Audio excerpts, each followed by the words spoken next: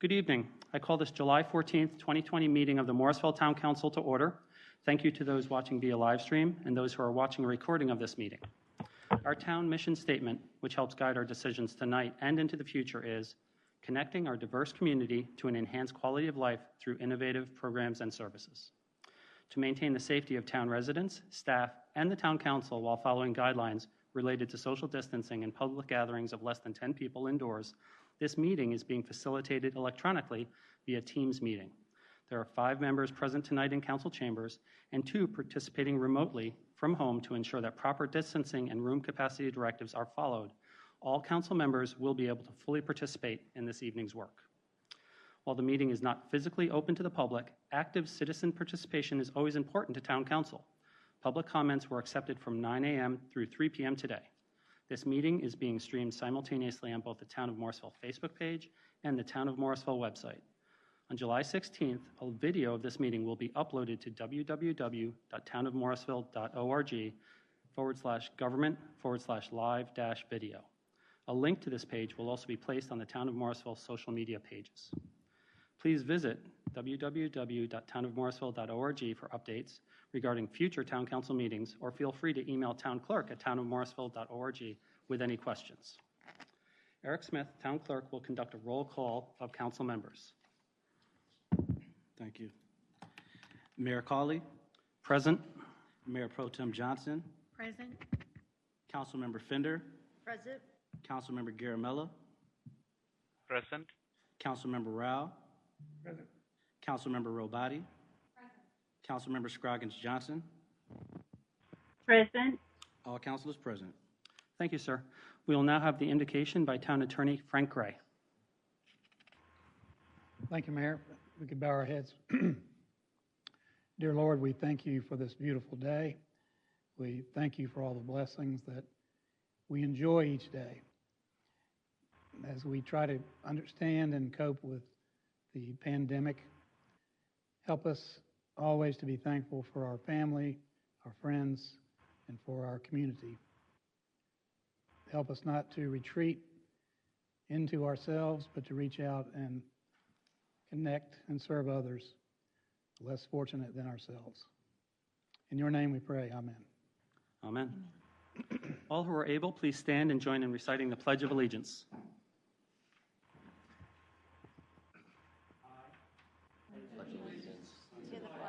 To the flag of the United States of America and to the republic for which it stands, one nation, under God, indivisible, with liberty and justice for all.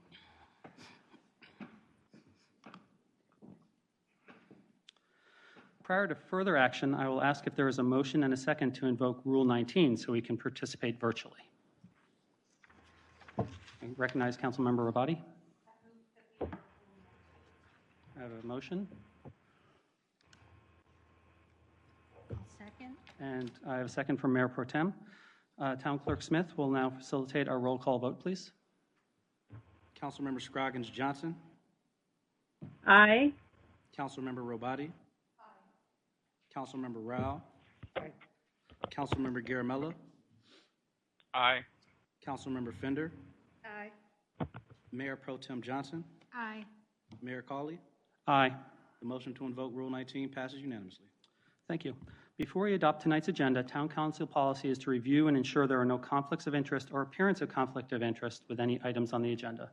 Do any council members have any such conflicts? Okay. None. Seeing none, I believe Councilmember Scroggins Johnson has an item which you'd like to add to tonight's agenda. Councilmember Scroggins Johnson. Thank you, Mayor. What I would like to add to our agenda is a discussion of the way that we share the public comments during our meetings under Rule 19, and I'd like to place that item after our presentation.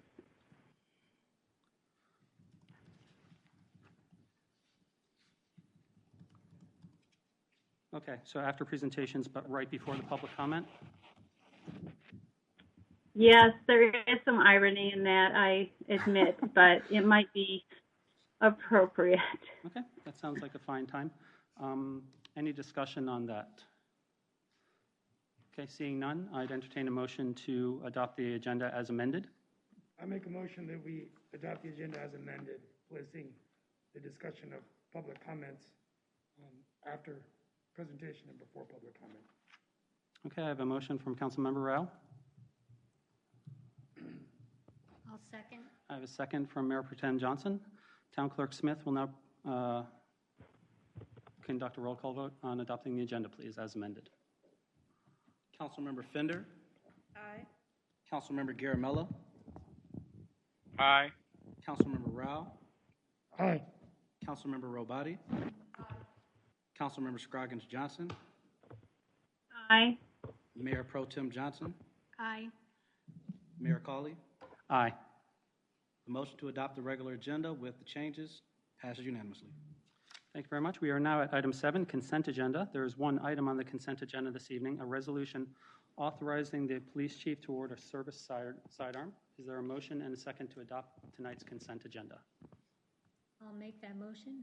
A motion from Mayor Pro Tem Johnson. And a second from Councilmember Rabati. Town Clerk Smith will now facilitate our roll call vote. Councilmember Scroggins Johnson, Aye. Councilmember Robati, Councilmember Rao, Aye. Councilmember Garamella, Aye. Councilmember Fender, Aye. Mayor Pro Tem Johnson, Aye. Mayor Colley. Aye. The motion to adopt the consent agenda passes unanimously. Thank you very much. There is no item 8 because nothing was pulled from the consent agenda. We are now at item 9, presentations. We have 2 presentations tonight, a Morrisville Aquatics and Fitness Center reopening update and a Morrisville Smart Shuttle update. Matt Lever, Recreation Superintendent, will make the first presentation. Mr. Lever. Yes, sir. Good evening, everyone. There we go. I am trying to, sorry, I'm not as seamless with this as I would like to be. I apologize. Thank you, everyone, for allowing me to come speak to you this evening. I appreciate your time. I wanted to be able to provide a brief, can everyone hear me okay? We can. Thank you, sir. Okay, good. Oh, there we go. I'm moving all kinds of stuff here. I'm very sorry about that. This is my first time if you guys hadn't noticed that. I am trying to figure this out.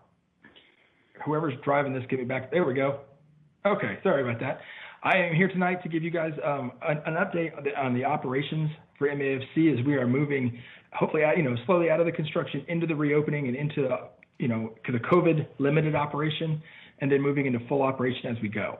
So I'll go through these things. Be happy to answer any questions anyone has as we move through this. Whoops. Just as kind of the overall, we're going to talk a little bit about the before and the after. I know a few of the council members are new since the council had adopted a scope, and so I want to make sure everyone has a good understanding of where we came from and to where we're going to be reopening. Talk a little bit about that reopening and some of the improvements we're going to make to service delivery as we reopen the facility. So this is an aerial of the original facility. As you can see, that we have things noted on the slides. You can see where the existing pool was. It was a fairly small pool, 4 lanes, 25 yards. The existing building as it was, the 3 tennis courts, and where the driveway was, we had roughly 50 or so parking spots. So that's one of the things that we did want to address in this renovation. I'm sorry. This is the new. As you can see, with this one, we still have the existing building here, and this will be a renovated. We're going to get into what some of the renovation pieces were of that. The tennis courts, a brand new natatorium for the pool, so we still are going to have year-round swimming, but it'll also be something that we can open without having to remove it and install it the way we did with the dome. It's a beautiful building. If you haven't seen it yet, we're very excited about that. And additionally, we had some new locker rooms and a relocated entrance that was intended to make the ingress and egress of the site much safer.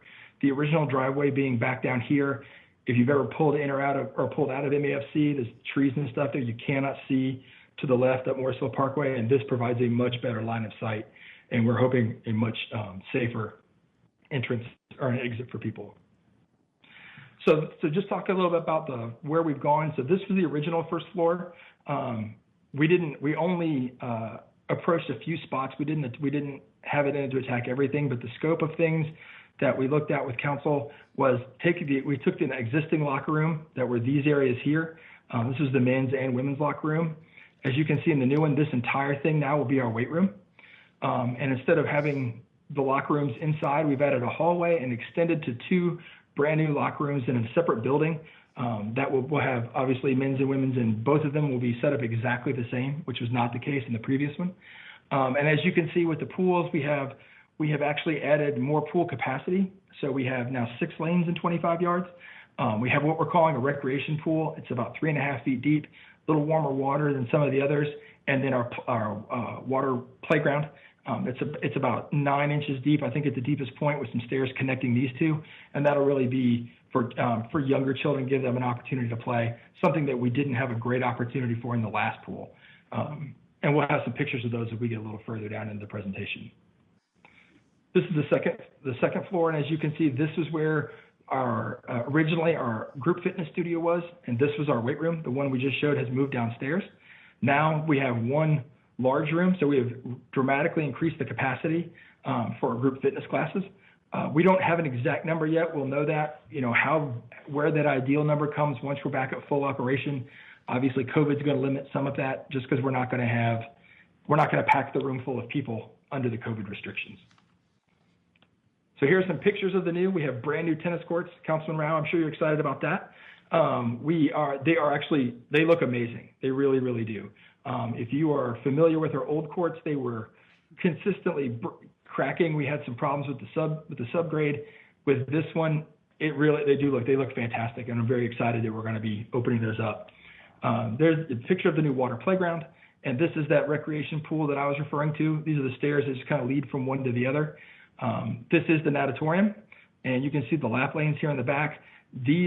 Along this center axis here, these panels will both slide back, so we can have open air anytime during the year. So if we get some really temperate days in the winter, we'll be able to open them up. If we need to, if it gets too hot in the summer and the sun's really beating in there, we can shut it. We have some large fans, and the combination of opening and closing doors creates a very nice breeze. We've been in there in some pretty hot days, and it's surprisingly temperate for what it is. And you can see some of the new signage. This is just some examples of those in the building, guiding people to where we're going. And that for some reason, our staff is finding really exciting, just some very clean, very bright signage where people know what's going on. This picture this is of the fitness studio upstairs, and you can see new flooring opens up all the way back now to that one mirror. Instead of two spaces, we now have one really large space, and it's going to be an ideal opportunity when we are ready to reopen. And this is kind of a quick look at the new weight room downstairs. And so as we are moving forward, we're supposed to be getting equipment and things in fairly soon, and so we'll have some pictures coming out shortly of once equipment gets installed and really get people excited about our reopening. So to speak about the reopening in general, as you can see, these are what I just discussed, the new locker rooms, the tennis courts, the expanded spaces. We were able to add about 30 new parking spaces, which is a really big plus. I was looking through some comments from Google and some things not that long ago, and that was one, they wished we had a little better parking. This will certainly be a case because we'll have it in the front and the rear of the building and entrances on both sides. And so we're glad that we're going to be able to accommodate more folks that way. During this whole process, some of the things we were able to also enhance were replacing the roof and the HVAC unit. So we'll open up with brand new operation there, and a few other cosmetics changes that are going to go on in the building with some ceilings and a few other things here and there. Then we think it's really going to give it a fantastic facelift and some definite improvements, and we're looking forward to showing it off once we can reopen. Sorry, this is a little compacted, but just to kind of give everybody an understanding, we are assuming that we're going to have a more significant operation once we're able to go to a full operation with the renovated center. The chart you see in blue are the pool hours and the building hours for our pre-renovation hours. This is the schedule that we had typically followed. This is in the green. It's what we're looking at once we're back open in full operation. So we're seeing that we're going to be able to add 8 hours a week here, 8 or 9 hours a week here and there, and we're trying to create some better opportunity. Obviously, I'm going to come to it in a minute with COVID. As we are able to open the actual fitness facility, that'll be something that'll be on a little more of a reduced schedule, but allows us some quick opportunity to scale up and down should we need to do that. So with COVID, as you can see, we're going to be temporarily reducing the hours about 18 and a half hours a week. So we'll be opening a little later, closing a little earlier, and we're going to be trying to find ways to limit exposure of staff and to our users, but still have plenty of time to clean during the day and make as much of the facility available as we can. Obviously, with Governor Cooper's extension in phase 2, again, the weight room part of it, or the fitness part of it, may not be open, but we are exploring some options where maybe the pool can be open sooner than the others. So we are getting the community involved with the center as quickly as we can. Those are still things that we're exploring. And the staff has been developing indicators for how we can move from what we're assuming will be a limited operation under COVID to back to what we are considering a full operation. Some of obviously the primary driver there are going to be the restriction protocols implemented by the state. They will obviously follow those, and then from there the county and anything the town implements will follow those first. We are looking to see, we will be doing a lot, we're going to talk about it in a minute, a lot of performance measurement with the new building. And one of those is going to be really tracking our peak times and having some good data on when we're seeing people and in what areas we're seeing them to make sure that we are reflecting our operation in a way that really maximizes that use at those times. We are going to make some periodic evaluations. Again, a lot of these things refer to the center being open entirely. Obviously, under phase 2, that's not going to be the case yet, but as we go, we want to make sure you guys understood what we're intending to do at this point. We will do some very periodic evaluations to see, can we begin to expand? Some of those things will be with the pool. We may have just the lap lanes open for an hour or two, shut those down and go just allow some family swim in the recreation pool and in the playground. So we want to make sure we're giving opportunities to a variety of users in a way that we can be very careful and very controlled. Swim lessons currently, we're not intending to start back swim lessons until shortly after the beginning of the school year, and even that we're kind of holding as a tentative as we're following, as guidelines and recommendations emerge. We'll see what changes make to those. And also we are looking at some programs that, we may be able to contract as well, some things that maybe our staff has typically not offered, but we may look at contracting some things to help us bridge that gap and get us back to what we're ready to do as a full operation. So again, a little bit more with the limited capacity plan. You can see the hours that we've talked about here. We are going to bring the Saturday, Sunday pool hours. We're going to be limiting some of those. We're going to try to use, well ventilate the natatorium, and anytime the building's going to be open. We're still doing some programming outside, some fitness programming. We've been doing that throughout. As some of the restrictions have changed, we've been trying to do some limited number of classes, limited participation, but do those outdoor. We have been looking at measures for how to control the numbers. We've been using Sign Up Genius. Some of you may be familiar with that. So we're getting a good idea of who and how many. That's what we're looking to use with the pool as well. So people can sign up for lap times or other swim times, and they'll know they have this time guaranteed, and then they'll be able to rotate out. We can keep people on a schedule and not limit the use if we can help it. Controlling the participation, and how we're going to stagger. We'll do one swimmer each lane. Previously, sometimes really busy times, we had multiple swimmers each lane. In this case, we won't. We'll just use one at a time, and we'll try to start them at alternating ends. So when they're laps, depending on how fast they swim, we're trying to stagger who's at which end of the pool at the same time, trying to leave some gaps in between them. And then the last thing is just making sure we are implementing a lot of cleaning time and making sure we're keeping our hand sanitizer stations full, and we're doing everything we can, doing temperature checks when people come in, things like that. So we're making sure that we've built that into the schedule and the operations as we move forward. So improvements to the programming. This is the more exciting stuff, the non-COVID stuff. With the self-led opportunities, MAFC, that's a big part of their operation, is activities that people are leading themselves in. We did get quite a bit of new cardio and new weight equipment. We're very excited about those to be delivered and be installed. If you know Kendall at all, she is very, very excited about getting new pieces of equipment in and the community being able to get in and start using those. The increased availability of the pool, again, we've spoken to that. We're looking at, the expanded group fitness space. We're looking at additional classes where we can. We're going to be doing a lot with measuring the success of certain classes at certain times to make sure that we are really trying to put our best foot forward with the community in terms of offering programs. If certain things aren't going well just because of the time slot they're in, trying to to minimize that where we can, and trying to keep high demand classes at high demand times, and still making maybe lesser things still available and not cutting them out. And again, we are looking for some partnered programs, tennis, possibly with some personal training, something else we have not been able to offer in the past. We're trying to be able to create some opportunities that are new or an expanded opportunity from our previous times. And then again, the efficiency and the effectiveness of MASC, we'll talk about this a little bit more as we get closer to the performance measure section.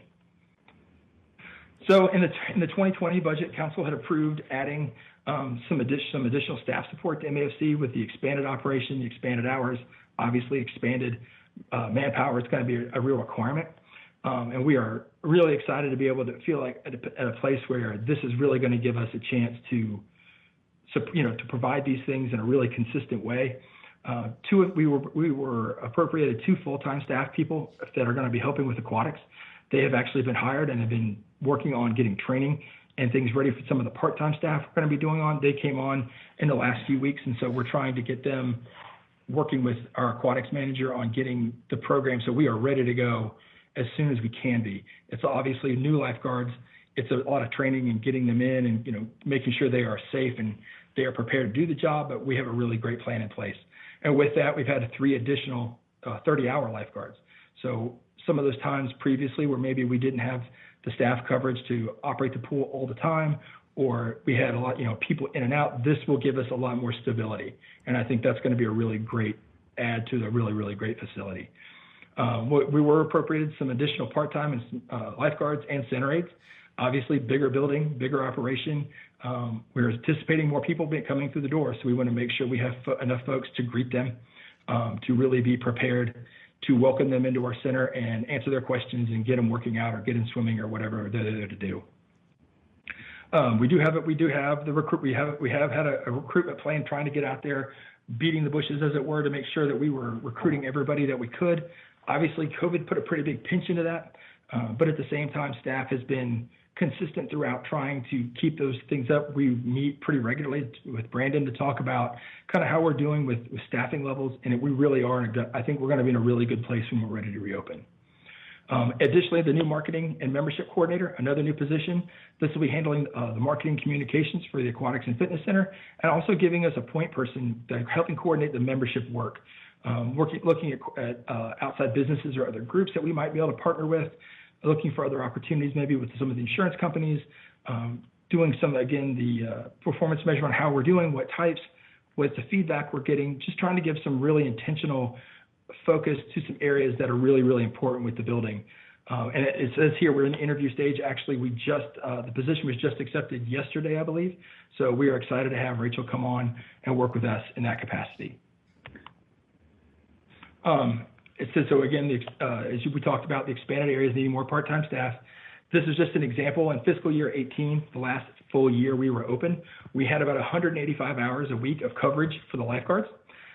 This year, when we reopen and we're at full operation, we're going to need about 478 hours a week. So you can see it's a pretty big jump from one to the other. The aquatics manager has a great program in place. We have gone through, she has the rotation mapped out so we know how many people where and when and how we're going to manage. They've been checking in at this facility with the new water safety specialists and looking at that and making sure they know, because the playground adds a wrinkle. It's not something they've ever had to guard before, so we're making sure we've got good coverage of that, making sure that we're going to provide the optimum safety that we can. And again, just kind of what we talked about with the marketing and membership coordinator and the benefits that position will bring. This is just to kind of give you guys a look ahead to what we're looking at for our membership plans. We did a lot of going back and trying to look where we could to find out where our, what were our numbers previously, where are our current, numbers, how are we breaking things down, where our price points been. We've done a lot of market comparisons, and so we feel really comfortable with the fees that we're recommending here. Some of the things we've really looked at is, we have the adults and seniors, but really segmenting out children in more places than we did before. Children had come into some family membership kind of packages, but now we have some punch passes and daily users because now we have a pool situation that should benefit exactly that user. And so we're excited to be able to add that to it. So a little bit our service delivery, we did have a comprehensive, in fact, Friday, we are having our last training. We worked with a company called CSS out of Charlotte, They are a customer service consulting firm, and they have been working on us on all aspects of customer service, not just for MASC, but for the department, with a major focus on the MASC operation with the new that's coming on board. We have put a lot of great processes in place, and we have a lot of we have what they're calling a transition plan to move from, or transformation plan, excuse me, as we move to this new and put some measurements in place where we can really make sure that we are being very, very customer focused, and we are keeping customer service at the forefront as we operate. The Train the Trainer program, that'll be something that they're going to be training a few of our staff so we can continue on with this training for new employees that come on, be it full or part-time, and making sure we have some redundancy built in so those things do not fall through the cracks, and keeping some really good expectations in place. So this is just to give you kind of an overview of won't belabor these for you, but I know you guys got this beforehand, but we are looking at a program we're calling Relate as our customer service standards. As you can see, it means, showing respect to each other and to our customers, educating people where we can, helping them be able to help themselves. Listening, being active listening, making sure that we are hearing what the person, they may not even be sure what they're asking or what they need from us, but are we actively listening and then acting in the response that really is for in response to what they need. And then the last two are team up, making sure that we're working with others in the organization, working with each other in the facility, really keeping information consistent, make sure we're being very consistent with our customers, whether it's in athletics, at MAFC, or anywhere else. And the last is to enjoy, because we really want to create an atmosphere of enjoyment for our users, and that'll start with if we can create that for our staff. As you all know, with anything, happy staff, that translates back to happy users, and we want to make sure that that's something we're really able to do. We have created a fairly comprehensive list of, this is even before COVID, so this is in addition to the specific COVID things, a lot of maintenance and cleaning checklists for the building to make sure that each of the areas is maintained, or at least is walked through and observed on a regular basis, making sure we know we have people signing off on those, the supervisors going back and checking to make sure they're getting done, people in administration making sure that people are getting it done. So we have a lot of redundancy built in there. We also have a new routine maintenance contract for our pool enclosure and for the new pool system. I don't know how many of you ever saw it, we had a fairly modest pool system before. It was in the building with these new pools, obviously in 30 years change in technology. It is an overwhelming sight now to see the pool room. So we wanted to make sure we had someone that we were working with that was able to staying on top of the more front edge of some of the technologies that came to pool operations and pool maintenance. We have found a gentleman that we've gone into contract with. We are very excited. He has been actually on site a number of times to really familiarize himself with our operation and with our systems. And so he's helping us try to do even the pre-opening stuff, make sure our water levels are right, understanding how the pool will react as bather loads change. So that part has been really, really great. We're very excited about that. And then also one for the pool enclosures, we'll have some routine maintenance. The council and the town has invested a lot in these new facilities. We want to make sure we're maintaining them so that we're using them well into the future and we don't see them start to fall apart anytime soon. Some of the technology pieces that we're adding, ActiveNet, for those of you who have been around or had children in our programs, RecTrack was our registration form or registration interface of choice for a very, very long time. A year and a half ago or so, we switched over to ActiveNet. It does bring some very real improvements on the user end, on the staff end, create some efficiencies for us, and the reporting is really the part that we're banking on a lot. We really investigated a lot into some of the best reporting systems we could see. So we are making those good data-driven decisions and not just kind of winging it. And we're also been working with our IT department to identify ways to blend more of those things, trying to find opportunities for user input, trying to find some kiosks maybe where we're able to do some touchscreen real-time feedback. If people have comments, instead of the old comment cards, a little more real-time way to keep these things processing, that we can make sure we're aware and are able to respond. Security system, one of the pieces we are adding, we're excited with the new security system. The cameras have integrated people counters. And I know that's been a question that council's asked in the past of how many people at a certain time, or what's our load look like. This should help us get a really good idea of that as we move ahead.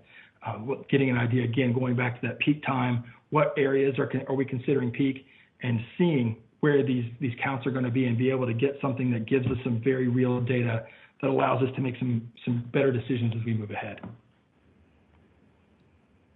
So coming into the end here with the performance measurement, we are tracking two different types of data. One is going to be for the effectiveness and quality of our operation. How well are we doing these things? Customer service. How well are we maintaining the building? How well are we delivering these things as we have intended to do that? And then also with the quality, we have things that are more program management. What is our load? How busy is it? If we think our weight room is, this is the load, well, really, how many people do we see in there? How big is our group fitness class?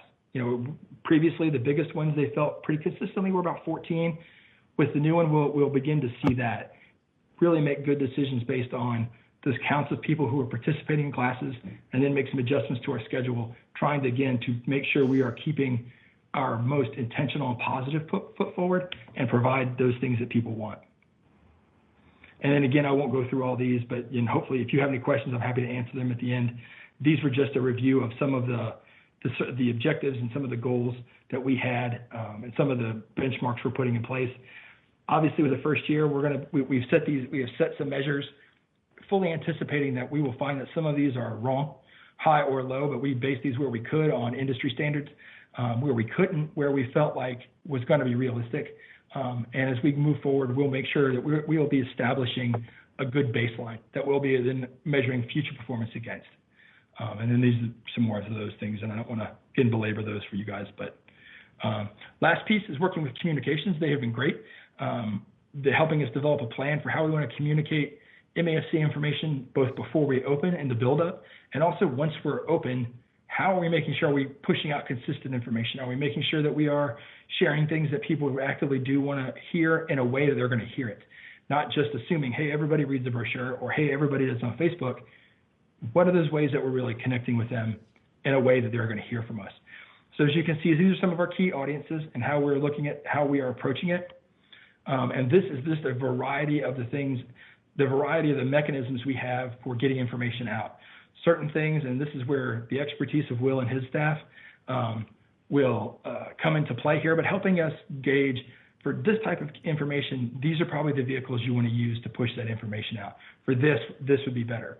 And trying to be very, very smart and intentional, again, in how we proceed with our communications moving ahead.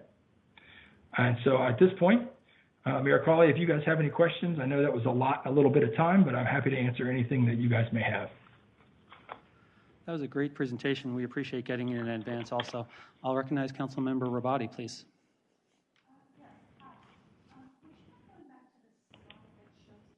I'm sorry, I can't hear her at all. I apologize.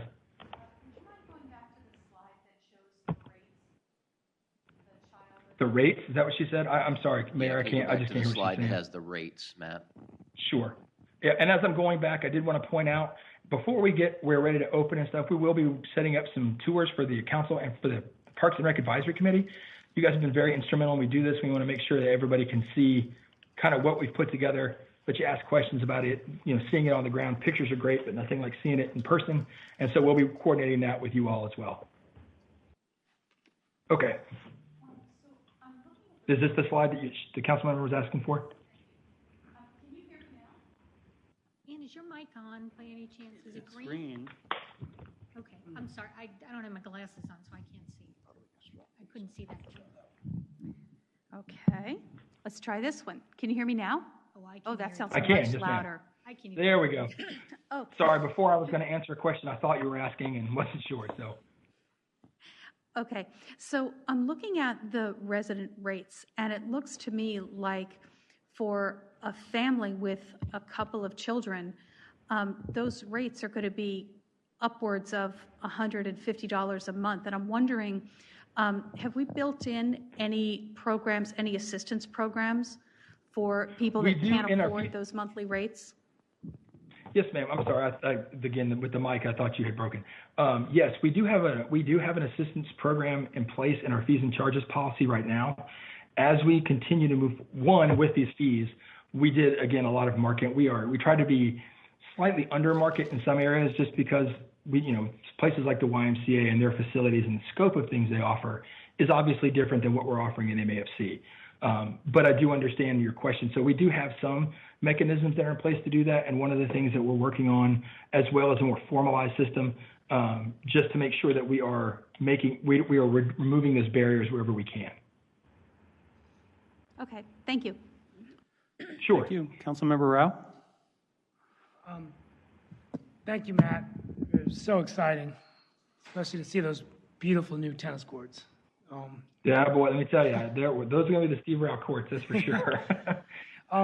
So just a couple of questions. First of all, on the slide where you talked about technology, has there been any thought to, I've been hearing out there about thermal camera temperature checks, some way to check the temperature as we look at COVID and reopening.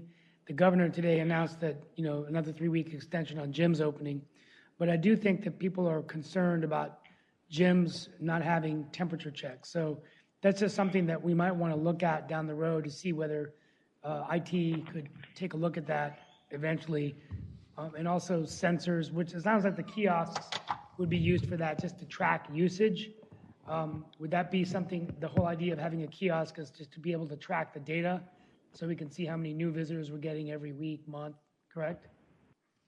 The kiosk, we're not intending those to be set up for that. Those are going to be more information gathering and some where we can push out some communication pieces. But we will be collecting that data on terms of one of our performance measures is on, we have a couple on member retention. We have some on the turnover rate and making sure that, how many new contacts we're making versus how many new members, what our net promoter score is. We are looking at some of those things. In terms of temperature checks, that is going to be a process that staff will be manning when people come through. We will have the no-touch thermometers that we can check temperatures as people are coming in. I don't know exactly what the technology is for the people counting. I know some of them do it on thermal imaging, others do not. So I'm not sure what this is that IT is recommending that we're using, but we are intending to make sure that we are keeping the temperature checks and those safety measures in place. With that too, as part of the communication we're going to roll out, starting it should be coming in the next week or two, will be about the COVID protocols, just to try to create some of that comfort for people and give them an opportunity to ask questions just like you did before we reopen, and create as much of a sense of, of comfort and safety coming into this. And if they think of something that we haven't approached, that'd be a great thought and a great opportunity for us to learn from that and make some changes. Yeah, and I think, okay, that's good. So thank you for answering that. Just a couple more questions.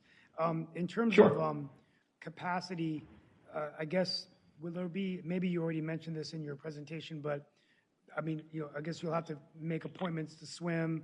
I like the idea of keeping the closed partition open at certain times, because I'm a swimmer too, and I've been hesitant to go back to the pool just because I'm afraid of, closed being in a place for more than a few hours where lots of people are coming in. Sure. Some people have said chlorine will kill the virus, but it's just, I guess these are the kinds of things that we'll have to sort of continue to monitor, right? But will we limit capacity, to a certain number of people on the pool deck swimming, or? We will, and in the early stages, and if some of these things, Kendall and her staff are still working out, but as it stands right now, we're going to be using the Sign Up Genius, and so we'll have no more than 6 swimmers at a given time in the lap lanes, and so we are monitoring it that way. 2 is if we do open the pool if the pool operation has to, is in a circumstance where it could open, say, prior to the phasing the governor's got in place on opening the rest of the gym. It was something where, like Raleigh and some other places Kendall's been talking to, they've looked at what they're calling a towel in, towel out program. They would check in at the front desk. We would do the temperature checks. We would get everybody in, get the names and stuff so we can make sure we know for any kind of tracing purpose. They'll be able to go into the pool, swim, and then when they leave, they'll be able to exit out of the pool, the natatorium itself versus coming back through the building. The locker rooms and stuff will be open for the restroom facilities. But beyond that, it'll probably be very limited, not trying to use the showers or the locker rooms to remove that compacting people in a space concern. So it'll be they can come in, swim, and they're going to be able to exit right out the side, bring your towel with you, and then you'll be ready to go. And so we think moving people in that way, it will stop the congregating on the deck and some of that and lead to a pretty efficient use. But again, as we reopen, that's something that we'll learn and make adjustments to as we need to. The final thing is I really like the corporate, the marketing membership, and I think there's a lot of opportunities to go after the companies, offer wellness programs, get companies to put banners up. So I'm just already, my wheels are turning. So I think thank you for all your great work, and I look forward to viewing the facility and opening it up. Thank you. Absolutely. Councilmember Garamella and then Councilmember Scroggins Johnson, please.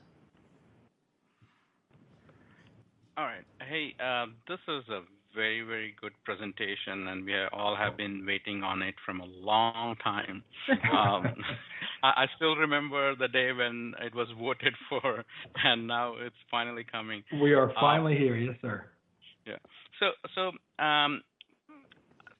couple of questions is, forget about COVID for a second. I just want to know, and because it has been such a long time, what is the full capacity of the pool, and the gym, so that at least it's good for our people to understand? Sure. Well, I don't know what the exact numbers are yet. We'll get those from the fire marshal's office for terms of capacity for certain rooms. But I'm saying more for the pool. Oh, for the pool. Right now, I don't know I don't have that information. I can certainly get that back out to you. Kendall has the information on total bather load when we're open at full capacity. But in the beginning, under COVID, we are going to keep it to 6 people at a time in the lap pool, and we're not sure about if we're even going to operate the recreation and family pool quite in the beginning, just to limit again a lot of people congregating as playgrounds are still closed and things like that. Okay, yeah, because usually they have those how many people are there in the planning phase, but that's fine. Yes, if you can let us know, that would be useful. And the other question is, I know a lot of the efforts are done in the opening and how to open. Has there been a cost associated with the operation cost this is going to be? Because with everything is new now. Were you guys able to come up with any numbers on that? For the operation of the building? Mm-hmm. Yes, sir. We have put together an operational model. Some of the impacts with COVID, obviously, those change a little bit as we go. We are expecting efficiencies. We just don't know what those will fully be for certain things like utilities. Obviously, new pool systems, new HVAC, those things will bring a lot of that down. We're changing over to some LED lights where we can. The staff costs and things is something that we had already put in front of council, so that'll be driving where we are with that. And same with some of the other supplies and things like that. A lot of things were purchased obviously as we were moving into this, anticipating originally we'd be in the previous fiscal year, but we are very comfortable with what council appropriated for us to keep that operation going, and we will be keeping up with some of those efficiencies as we learn what they are. Yes, and if you can, because we have new 2 council members and all of our memory is rusted because it's been a long time, we have seen yes, those operation costs and what we have really approved too. So if you can send an email later to the council, that would be very, very useful to Sure. all of us. Okay. And other than that, excellent, and looking forward for it. Councilmember Scroggins Johnson, please. Thank you. I am so excited about the reopening of this facility with all the new improvements and the new pool. It's just very exciting and amazing, and I really appreciate all of the work. And it's been a lot of work. It's a long journey getting to this. So thank you to everyone in support of this. And I could not imagine back then how excited I would be when I learned that the pool could physically, the roof could physically kind of be pulled back to allow fresh air. I thought it was a cool feature, but now with COVID situation, I think it's an even more important feature that we have the capability to recirculate fresh air in Absolutely. the pool area. So bravo to people that were forward thinking in both the practicality as well as now the safety, if you will. Very exciting. And with that, I was wanting to mention that we did have to do some roof repairs on the current facility, and that is going forward. But were there any other utility changes like air handling or any other internal changes to the building or the mechanical? The HVAC units on top of the building were all replaced. That's something Public Works had been looking at for a number of years and just trying to time it in with this particular project, as the renovation was actually going on. But so those will all be new systems. Again, the whole pool, all of our pool mechanical system is new, and it's a tremendous system. It has redundancies built into it, also with going back to COVID or for any sort of concern about water quality. It'll have a chlorine system as we've had, but it also has a UV system that creates a backup. So it's kind of filtered twice as it goes through. That's not something is really in my wheelhouse of knowledge, but the gentleman we worked with, who's going to be helping us with pool maintenance, is explaining it. And he said, these are really, really forward-thinking ideas to put some of these things in there, and it'll help a lot with downtime with pools if we ever do have any kind of accidents or anything like that. He said, you will be really glad that we had those pieces in place. That's fantastic. Well done, and thank you so much. I look forward to the facility opening in the near future. Thank you. So will we, but thank you. Councilmember Fender, please. Thank you, Matt. I have two questions. The first one is, during the period of time that's the limited capacity opening, I might have missed it. What exactly is going to be open? You said there'll be 6 people allowed in the lap pool, and I missed what you said about the recreation pool.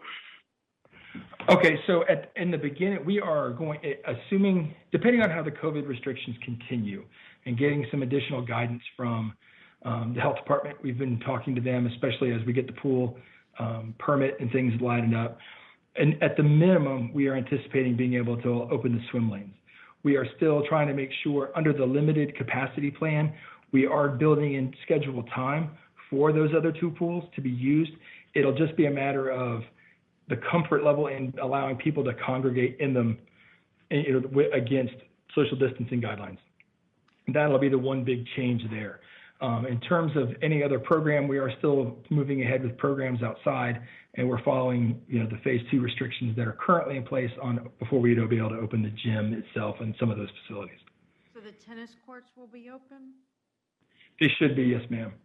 Are there lights out there? Yeah, it is. It's there are 2 lighted courts. All right, thank you. And then the second question was, you mentioned mechanisms. So what mechanisms are in place to help families with financial assistance? Right now, we have a program where people can just can work with the director's office, and we get some information and try to just provide, whether it's a fee waiver or if it's a reduction in fees. We have had some programs in place that are for those types of needs. They have been utilized some in the past, not so much, not as often as it could maybe in other communities, but we certainly do have those mechanisms in place. And we've been doing a lot of research with other communities, trying to find what kind of more formal processes they have and how we can create some forms and things to allow people to get a better idea of what kind of support they could expect as they're putting a request together. So they would have to take the initiative to come speak to the director? They just submit it in writing, the request. Okay. All right, thank you. Mayor Pro Tem Johnson, please. So, Matt, I may have missed this, but did you give us a date when you expect the pool to open, even in a limited capacity? No, not quite yet. We're still, Brandon can probably speak that a little better. Mark and Brandon and some of the other staff have been phenomenal keeping the project moving down the track. But we're still waiting on, because with the other thing, even when construction and things have finished, there's still going to be some time to move the staff in, move all the equipment in, and get everybody trained. So we don't have a set date yet, but one is forming up fairly quickly. So I Brandon, think do you have anything you want to add to that? yeah, that's a very good answer. Our goal is to be able to open the facility in August. I'm not ready to say that we will do that tonight. We are still working out some of the final details in terms of having Herod, our contractor, complete their work. And then behind them, we still have to finish up the roof and the ceiling repair. And then, of course, there's still a lot of installation and delivery to be done. So our Public Works Department is also already doing a phenomenal job in helping us get ready for this. And as Matt alluded to, we need to give staff a chance to get into this new facility to make sure that we're prepared to provide the level of customer service that we know you want to provide in the facility when we do open. Okay, thank you. Yeah, on top of everything, we have a COVID-19 pandemic to worry about and make sure that our customers that attend the facility are safe, as well as our staff. So, that is critically important. But okay, so we're shooting for sometime in August, hopefully, if all goes well. And of course, that actually, because the public is asking. That's why I understand.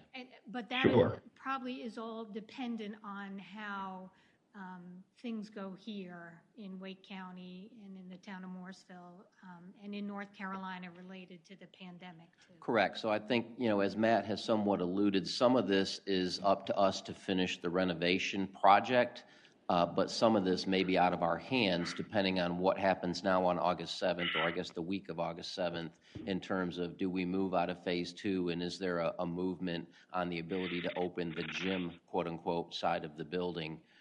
So we'll figure out what that looks like as we get to it. Okay. And we'll certainly keep you informed.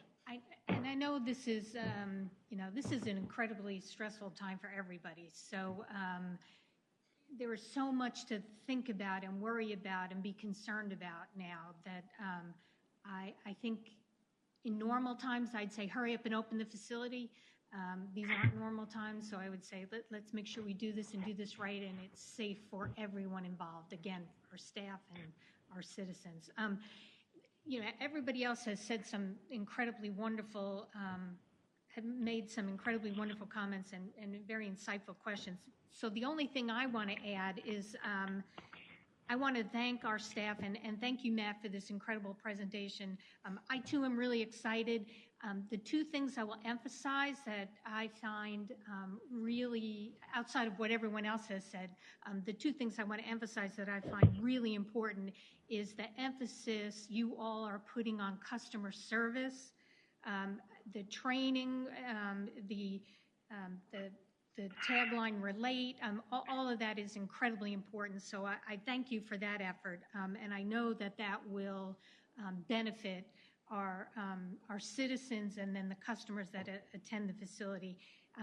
Also, and then the second thing that I want to emphasize is this communication piece. Thank you for that work too and the effort that you're putting into that, because that will be very helpful moving forward. So customer service and communications, great effort in those two areas. And then actually I do have one last question. The tour that you will eventually do for council and for our Parks and Recs Advisory Committee, I guess that's August too, right? And that's to be determined? Yeah, at this point, I believe what we have, we want to get the contractors and things out. We'll work through Brandon. Brandon's been kind of organizing the different departments, pieces and all this, whether it be engineering with the actual contractor, Public Works and their work, and our staff who are obviously ready to get in there as well. So I think I'll work with him and with Martha, and we'll figure out best time for when all those things will line up. But we will make sure that we want to get you guys a chance to walk around and get a real feel for the place before we open. But it will likely be in August, probably not before. I've done my own little tours on the weekend when nobody's out there. I live within walking distance, and so I've heard all the construction noise. I know there's work going on. I can tell you, I hear the trucks. I hear all the noise that comes from it. The one last thing I'll say too is I am thrilled about the movement of the entrance to this facility. That other entrance was the line of sight was terrible. It was a blind spot. I heard many near accidents from my backyard in that vicinity, and over the years, even a couple of accidents. So it is time we change that entrance and make it safe for those that are driving and those that are walking to the facility too. For that. Yeah, absolutely. And for the times that I have been over there during the construction, if you've been familiar with it before, being able to look to the left and really see at a distance cars that are coming is very, very comforting compared to where the old entrance was. Yeah, absolutely. So thank you for your efforts. Thank you, everybody. Yeah, Yes, a ma'am. lot of hard work. It looks great on the inside and the outside. I really appreciate and value the metrics and the data that's going to be used to inform the decision making around this and all the customer service focus that you guys are putting forth. So thank you very much to staff and everyone. Councilmember Rabati, did you have another circle back? Yeah, very briefly. I just wanted to ask Matt if you would please, in the communications planning, could you make sure that all the communications around the opening and around the center include the information about include the information for families that will need fee relief? Okay. Thank you. That sounds great. Yes, We ma'am. want to serve everyone, which is great. So we're looking forward to that opening, hopefully in August. Looking forward to the tour and all the hard work that's gone into it so far. At this point, we're going to move on to our second presentation. Ben Howell, our long-range planning manager, will provide the Morrisville Smart Shuttle update.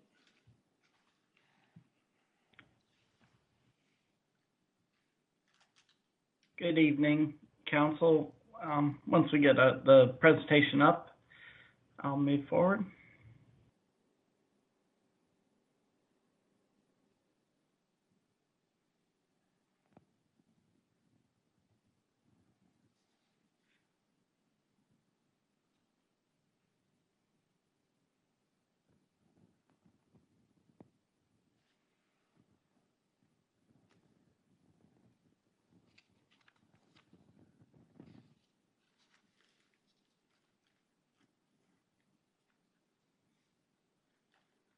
All right.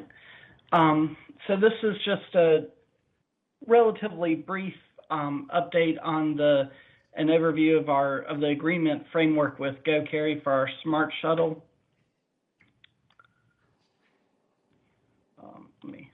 There we go. So just to remind you a little bit of the background, the Smart Shuttle will provide on-demand service to 15 nodes in town with the riders using an app to call the shuttle and order rides from node to node.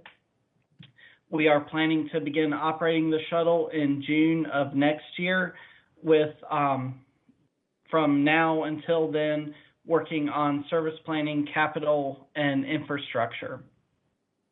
Some of that includes purchasing technology platform for them first, and as well as installing the infrastructure for the service, including construction of some of the nodes, marketing the service, and community outreach on how to engage and use the service and the mobile application. Just a reminder of this is the service map with the 15 nodes that will be serviced.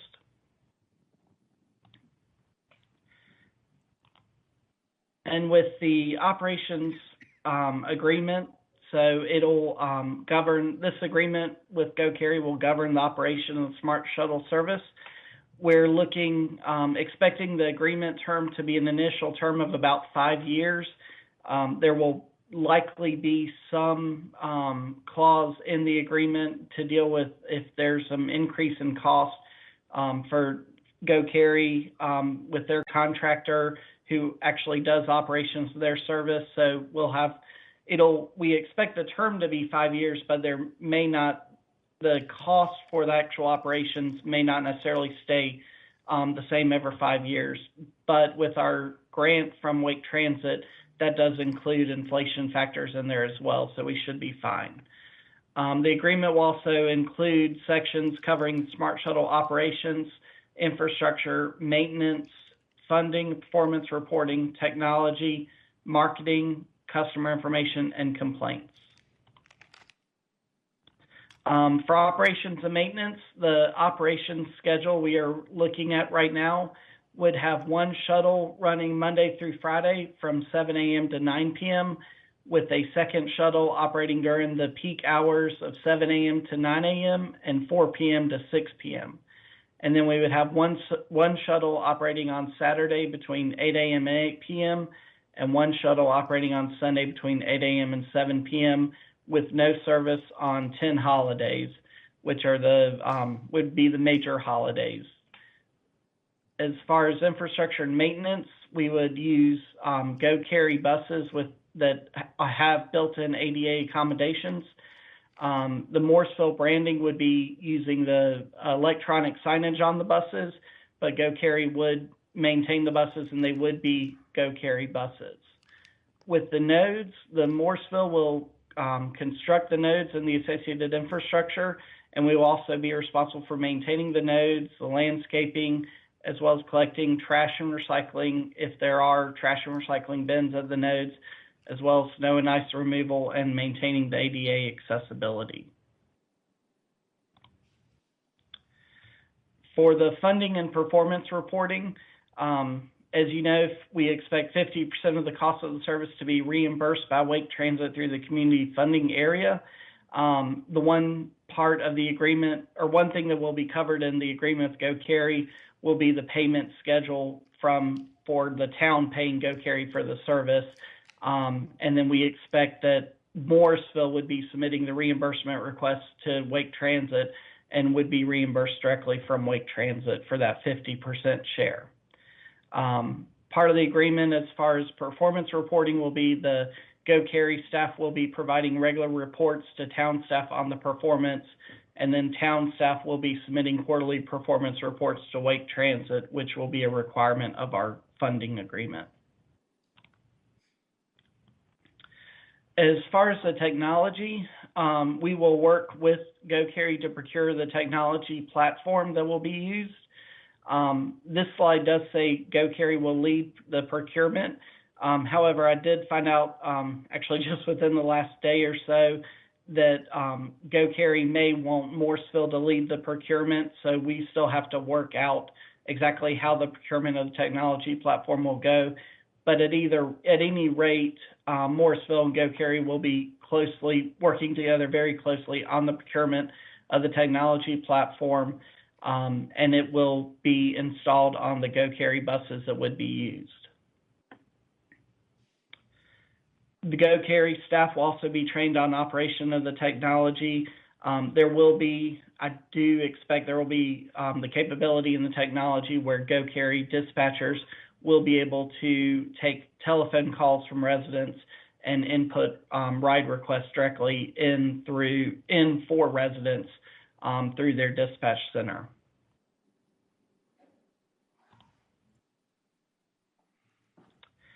As far as marketing and dealing with customer information complaints, the town will work on establishing and implementing a marketing plan and related public engagement efforts, which will include designing and printing informational materials and posting information on our website.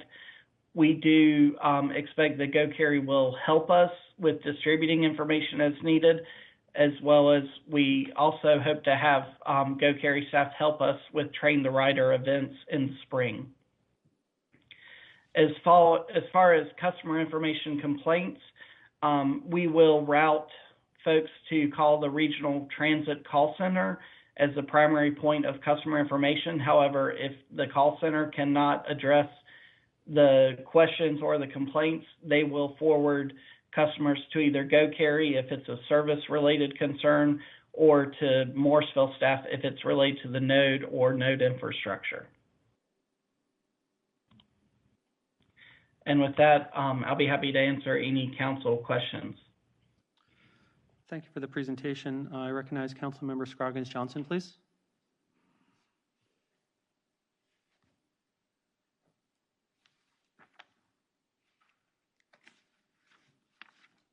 I think you're muted. Councilmember Scroggins Johnson, I believe you're on mute.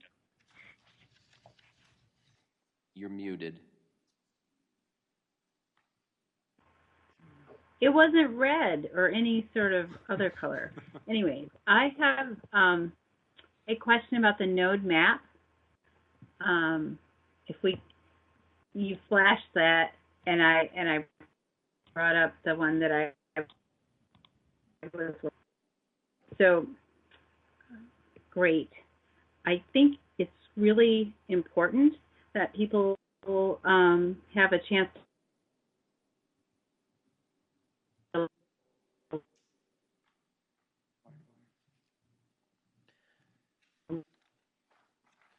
Councilmember Scroggins Johnson, you have frozen again. We have lost your Yes, comment. Okay. So we'll circle back to Councilmember Scroggins Johnson. If you want to type in your question into chat, we can have Brandon ask that as well. I'll recognize Councilmember Rabati, please, Okay. and then Councilmember Garamella. Yes. I'm back. Okay, Councilmember Scroggins Johnson, please proceed.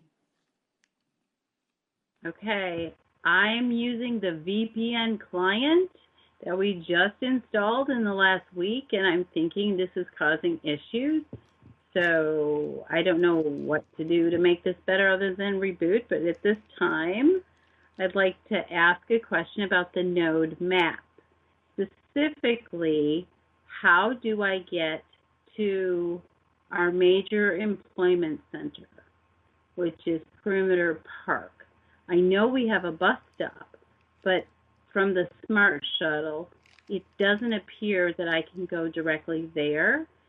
I can go to, or is it there?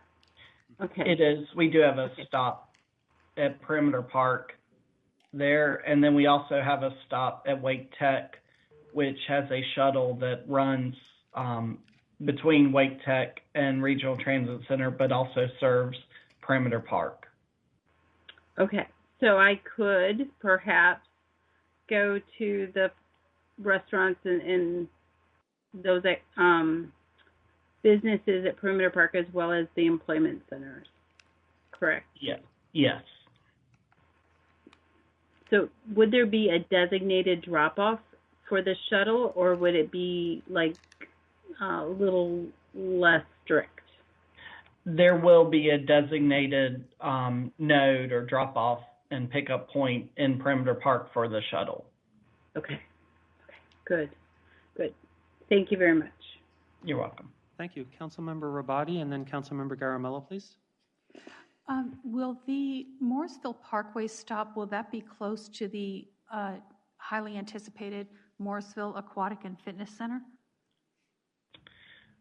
Right now, we are planning for that stop to be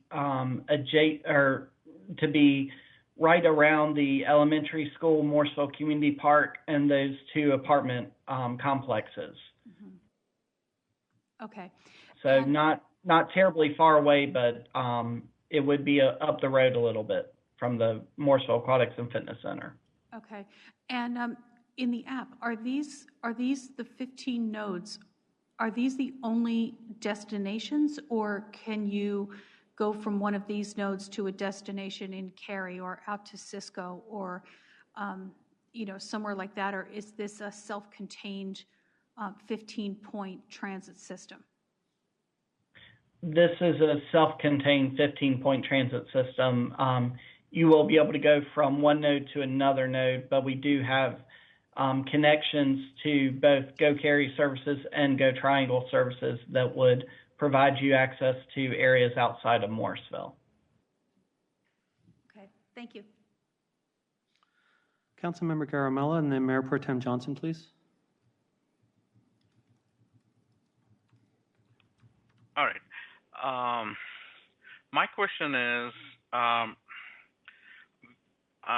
Benjamin, you said that we had to procure the buses or something, right? In that regard? It would be, we will be procuring the technology platform, but Go Cary will be providing the buses. Okay. So my question is, will it say Go Cary or will it say Go Morrisville? Because, if we are not advertising their brand all throughout our town too, right? I just want to, how would we say, it should not sound like, okay, Go Cary is doing this. How do we say like Morrisville is doing it? The way we have been approaching this at this point is that the buses, we would use Go Cary buses, and a big reason for that, and they would be their standard branded Go Cary buses. A big reason for that is cost. in order to use branded Morrisville buses, we would have to pay to wrap multiple Go Carry buses, and that adds significant costs to the project that we do not currently have budgeted. So what we've been envisioning is that the buses would have Morrisville branded on the electronic signage. We may look at if there's a possibility to do, some sort of magnets that can be placed on the side of the buses. Exactly. But they'll be still primarily Go Carry branded buses. And as part of our marketing and outreach for the service, we would make clear that it is a Morrisville service, but it is operated by Go Carry. No, that totally, I get it. So I was having the same thought process of having magnets that they can pull it out and use it. But the fact that we are spending this much amount of money, having magnets to just cover. How many buses are we talking about here? Like 2 or 3? So we will have one bus operating all the time, and then we'll have on Monday through Friday during the AM peak hour and PM peak hour, we would have 2 buses operating. Yeah, so I think so it's not a whole fleet that we need magnets for. That would be good to just use big magnets on either side to say it's the Morrisville shuttle, and then when it goes out of service, we need a new one. We can just pull it out and put back on it. That way, we are not damaging. I totally get it. We're not damaging the whole repainting stuff. Yeah, we can certainly explore that with Go Carry. Right. Thank you. Mayor Pro Tem Johnson, please. Ben, I have a question about your technology slide. Let me get to that. Go ahead. Yeah, you want to bring it up? Tell me exactly what you're referring to when you say procure the technology platform, and that it will require installation of hardware and software on the vehicles. Is there not this technology platform already available on Go Carry vehicles? No. So they do not currently have this type of technology. So with hardware, it's on their vehicles, it's going to primarily be something like a tablet, like an iPad tablet.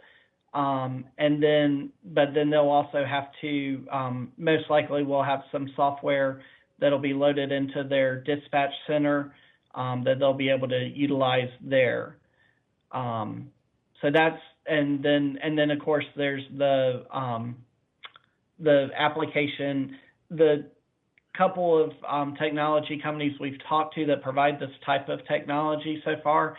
A lot of it is a cloud-based technology, so there's not a lot of hardware, software, but of course each bus would need to have an iPad or something similar in order for the bus drivers to know which nodes to go and pick up and drop off at.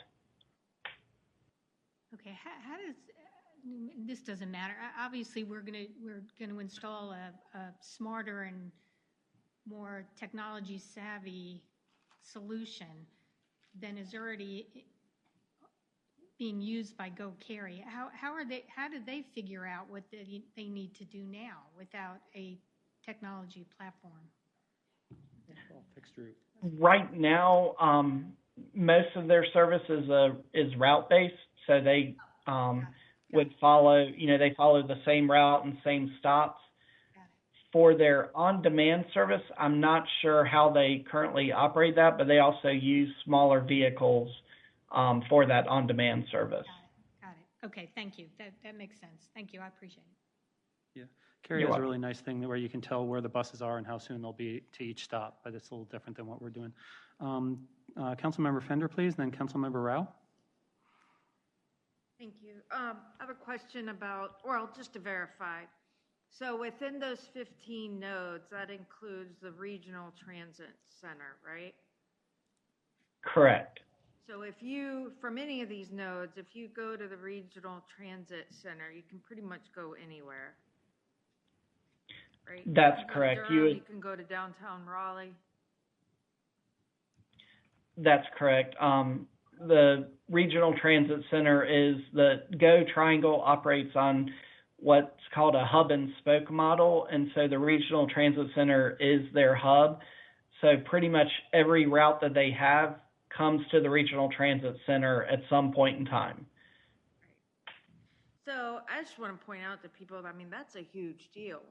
Just adding this 15-node smart shuttle gives public transportation for Morrisville to the whole triangle. I mean, access to downtown Raleigh and to Durham. I think that's a pretty big deal. The question I had was, what about, I'm thinking about older folks, our senior citizens that may not be as technically savvy. Is there a way that they're going to be able to use this service without having an app on their phone? Yes. The technology platform, we do envision that it would allow for Go Carry dispatchers to directly input requested pickups and drop-offs into the back end of the system that would go to a bus that would allow our senior citizens who may not use, or anyone who may not want to use a mobile device, they would be able to call into a dispatch center and request a ride.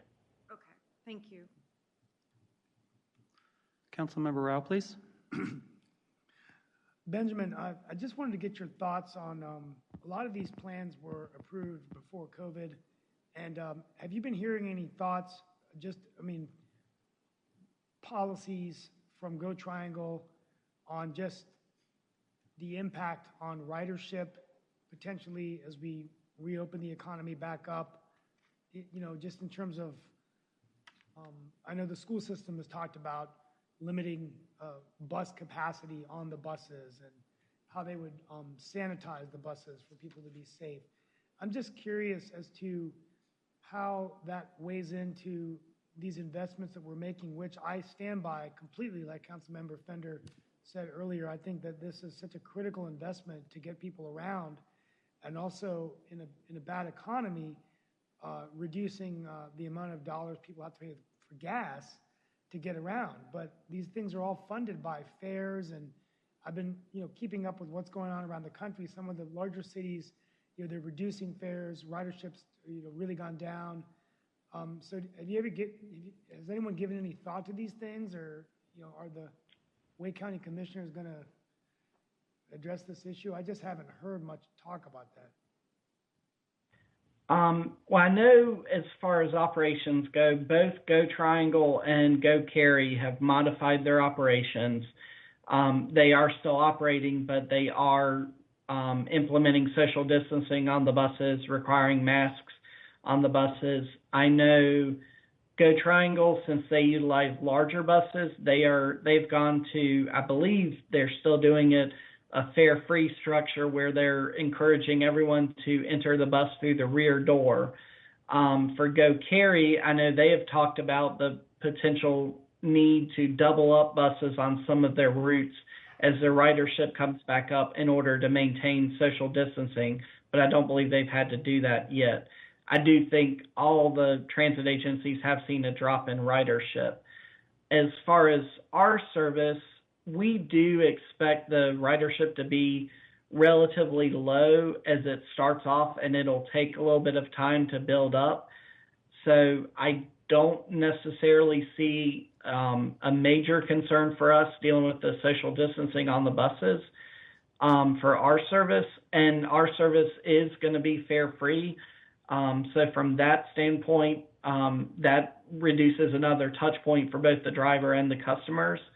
As far as the overall funding goes, Wake County is, with the Wake Transit Work Plan, we did actually greatly reduce the expenses in the work plan for this coming year, with the plan to reevaluate those expenses in October, November, after the last quarter and this quarter's sales tax revenues come in.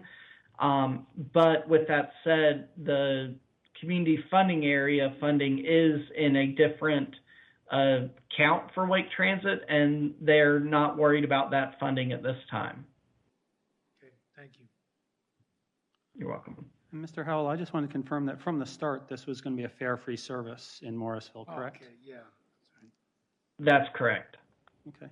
I did really like the idea of Councilmember Garamella of the temporary identification of Morrisville. I know the electronic signboard is the easiest thing and essentially free, but if we could do some kind of branding on the outside, that'd be good. Also, a lot of the buses haven't areas to have little flyers inside, so if we could make the buses look like Morrisville on the inside, that would also be nice.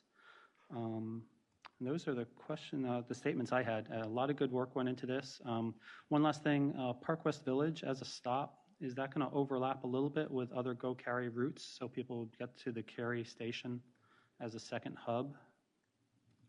Yes. So the Park West Village stop is planned to be near the Target, on the side of the Target, where we have an existing transit easement that Park West Village provided when they received site plan approval, and that stop is a short walk away from a stop for Go Cary for their new Route 7, which will serve Weston Parkway and Go Cary Station as well. So to Council Member Fender's point, up at the top of town, there'll be a place where it's a hub, and down at the bottom right. So it will be a game changer for our commuting people and for people wanting to get around town, which is great. I'll recognize now Councilmember Abadi. No. Oh, okay, sorry. So I believe everyone had a chance. Mayor Pro Tem Johnson, yes. I just have one more question, Ben. Are we still on target for early next summer of 2021? Yes, the goal is still to begin service in June of 2021. At this point, the only change to that would be if the transit sales tax revenues do not rebound, as we're hoping they will, that our operation start date could be pushed to July of 2021. Would you be able to bring back options about maybe not doing as much infrastructure, but getting the buses running at that time, depending on where we are funding-wise? Potentially, but I will say, in conversations with Campo staff who's handling the funding side of this, they are comfortable that we will be able to begin operation in June. So. Okay, great. I think we've all expressed our thanks. This has been a great idea, and you guys have been really working hard to make it a possibility and a reality. So we really thank you for that, and I'm sure our residents will really enjoy it. At this time, it's 7:24. I think now would be a good time to take a 10-minute break, and then we'll come back and discuss public comments and have public comments and continue the meeting. So if we could reconvene at 7:35, please.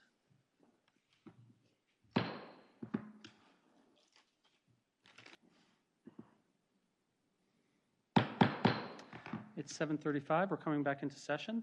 We'll move on to item 10 now, which is public comment. Do you need a moment to digest that direction? If you could just bear with me as I go through it, I'm going to sort it kind of on the fly as I go. Okay. Eric, I've got 2 with addresses and 3 without addresses. Okay. Okay, we do have one public comment from Donna Constady, 2108 Glade Valley Lane, Morrisville, North Carolina. Dear Town of Morrisville, I'm concerned over the use of the 8 trailers that are under review at Cedar Fork Elementary. Morrisville is continuing to grow, bringing more and more families to the region. There were not enough proximate schools before the pandemic, and now we need every square foot of space we can find for social distancing. Can I interrupt you just for a second? Yes, is this the subject of a quasi-judicial future input, so we shouldn't hear it? Or should we hear this? You can hear it. Okay, please continue. I apologize.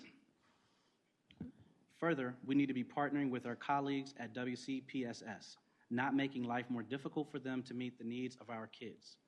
Every classroom space is precious, and we should be doing everything we can to support WCPSS, or resources will be redirected to other communities as they have been for years.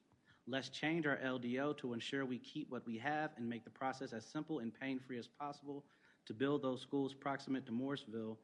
so there continues to be at least the same number of seats now and in the future of our growing community. This is a critical resource we cannot afford to lose now or in the future. A second public comment was received from Paul May, 209 Cambria Lane, Morrisville, North Carolina. Town of Morrisville Council. As a new resident of Morrisville, I was excited to hear of the possibility of the town adding a disc golf course. Disc golf is a very low cost to begin and continue in. Most courses require very little installation cost, especially with assistance from a large volunteer disc golf community here in the Triangle. Field or court sports require higher installation costs and constant maintenance.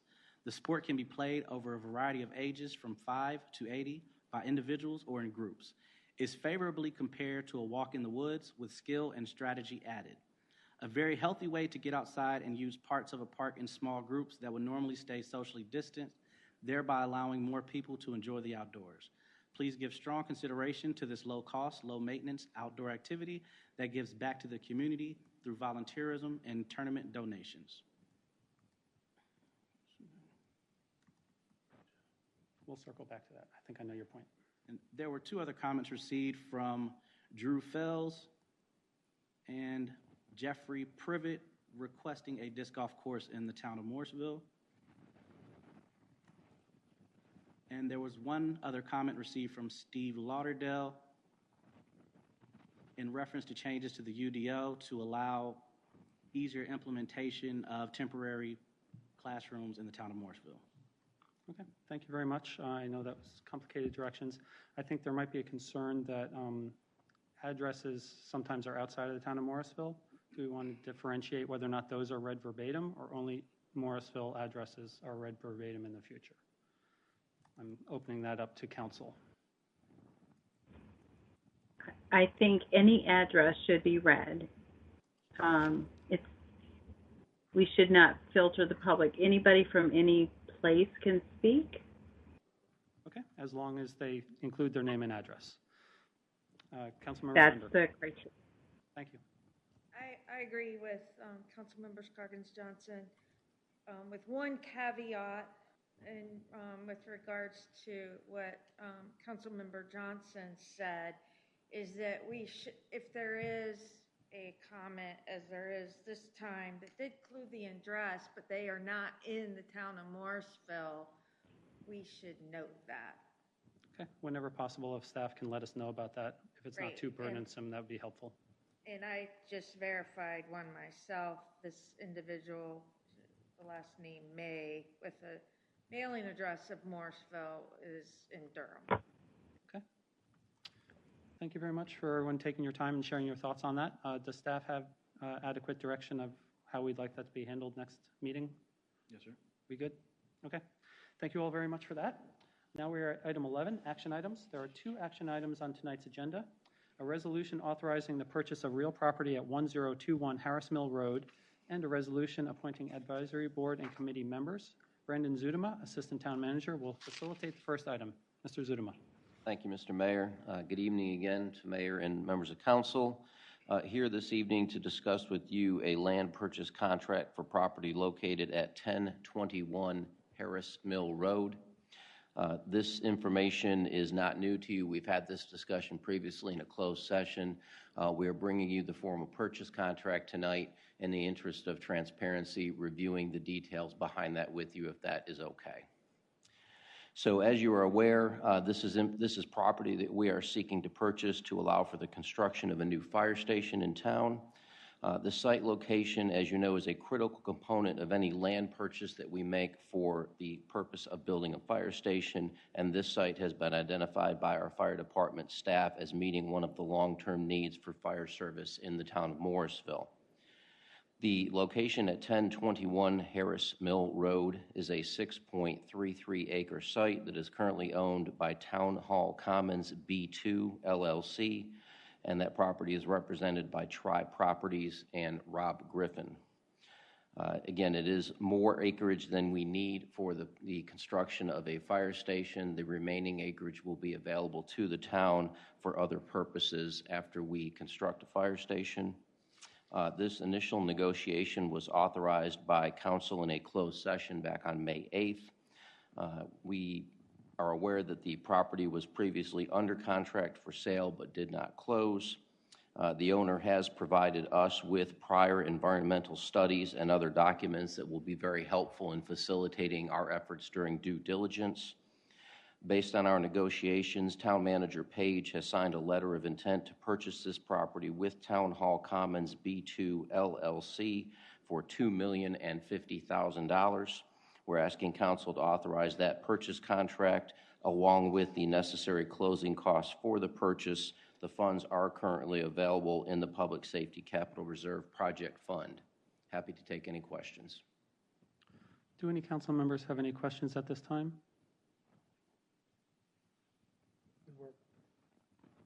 Okay. Seeing none, I would entertain a motion.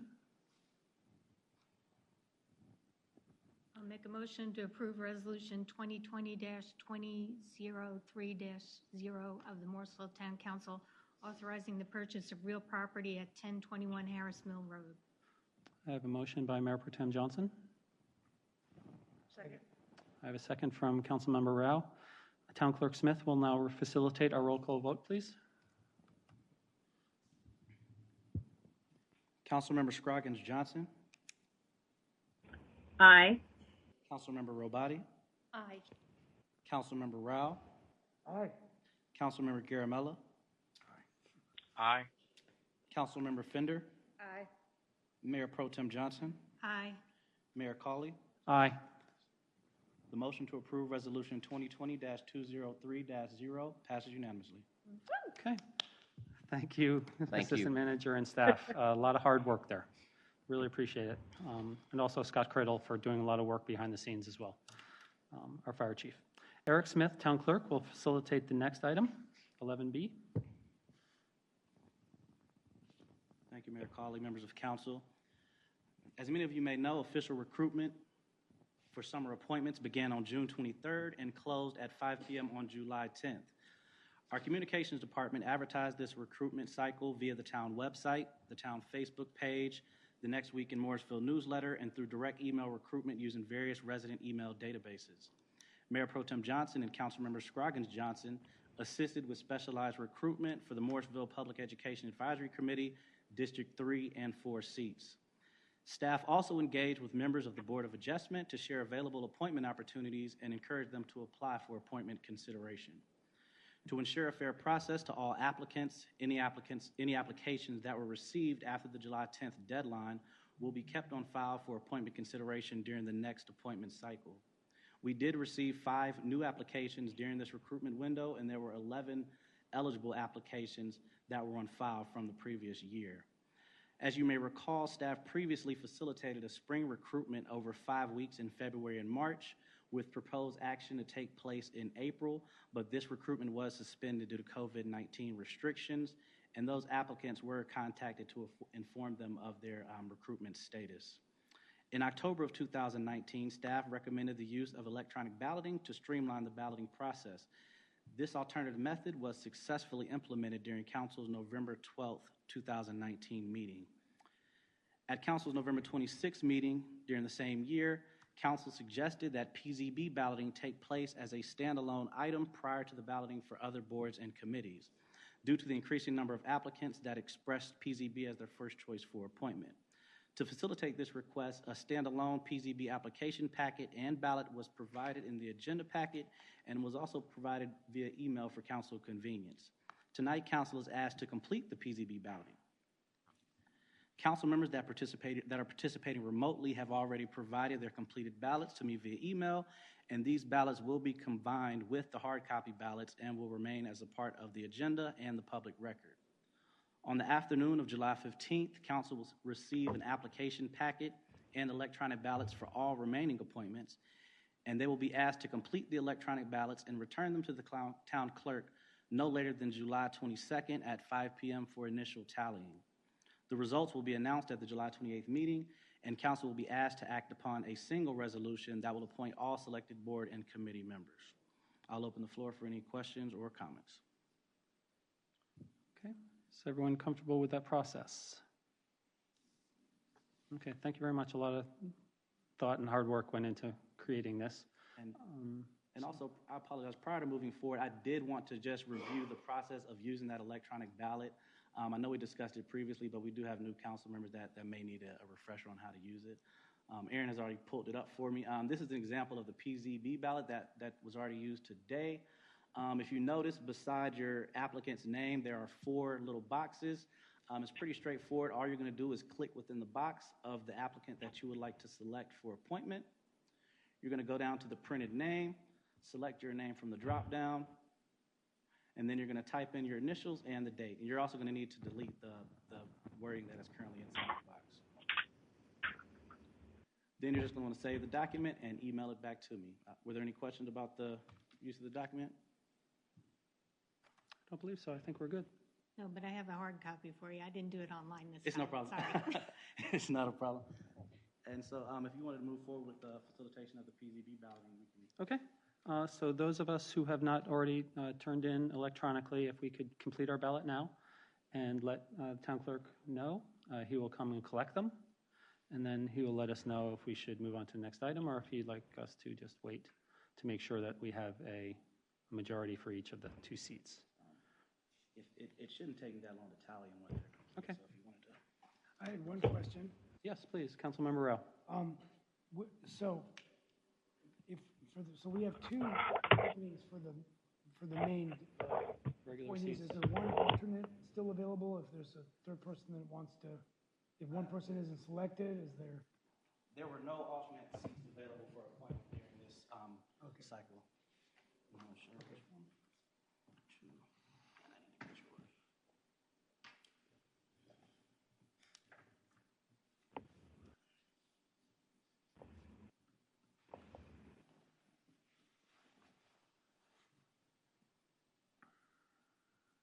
For individuals who aren't selected tonight, if they applied, will there be other opportunities that they want to be involved on different boards? We'll have to just go look and see. There would be opportunities available at future appointment cycles, but unless they apply for a secondary board prior to the July 10th deadline, they wouldn't be considered in this appointment cycle. Okay. So I'll add, if you have a current PZB applicant that is not selected and they indicated interest in another board or committee, Yes. you could consider that in the balloting for July 22nd. They're in this cycle. Okay, that's what I was trying to. One of those. That's what I was trying to say, is that if somebody applied for the P&Z and they're not selected, but they would like to serve another board, they still have the opportunity of. Yes. If they've already indicated that desire. Okay, if they've already, okay. All right, thank you. That's all I need. Appreciate that.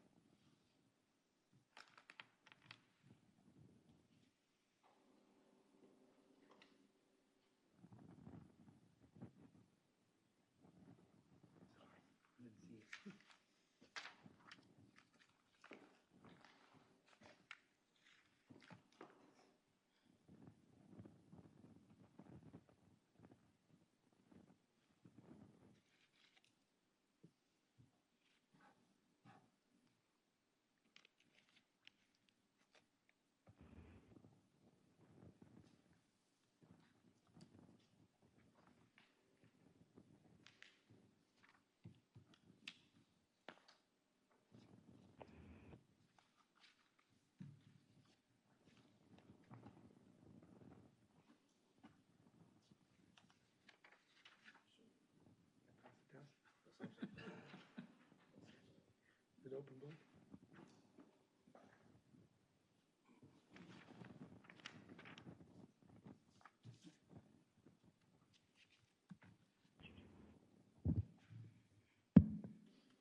And council has selected applicant Lee Langston and Peter Pritchard for reappointment to the Planning and Zoning Board. Okay, and we'll be taking action on the 28th That's to correct. appoint them. That's correct. Okay, thank you all very much. And thank you for creating that system that will, seems to be working very well. At this point, we're going to go to number 12, new items. There is one new item on tonight's agenda, consideration of text amendments to the Unified Development Ordinance related to process changes. Michelle Stiegel, Planning Director, will brief council on this item. Just so you know, This is a briefing tonight. We're having a public hearing on the 28th, and action is scheduled for August 11th. Planning Director Stiegel. Thank you, Mayor Colley. And if I could just get the PowerPoint up on the screen, that would be great.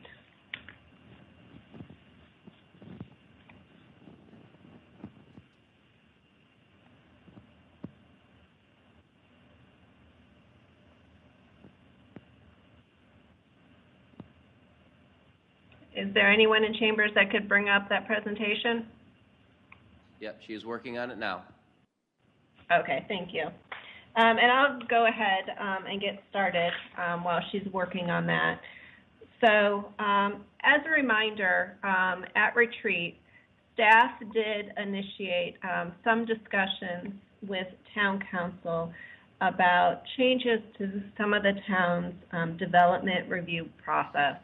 At that meeting, we discussed a variety of options, and we were ultimately directed to begin working on some potential text amendments to the Unified Development Ordinance, and we're bringing those to you this evening. The changes that are proposed are really related to three items: the special use permit process, the review of administrative applications, and that's specific to our major site plan applications.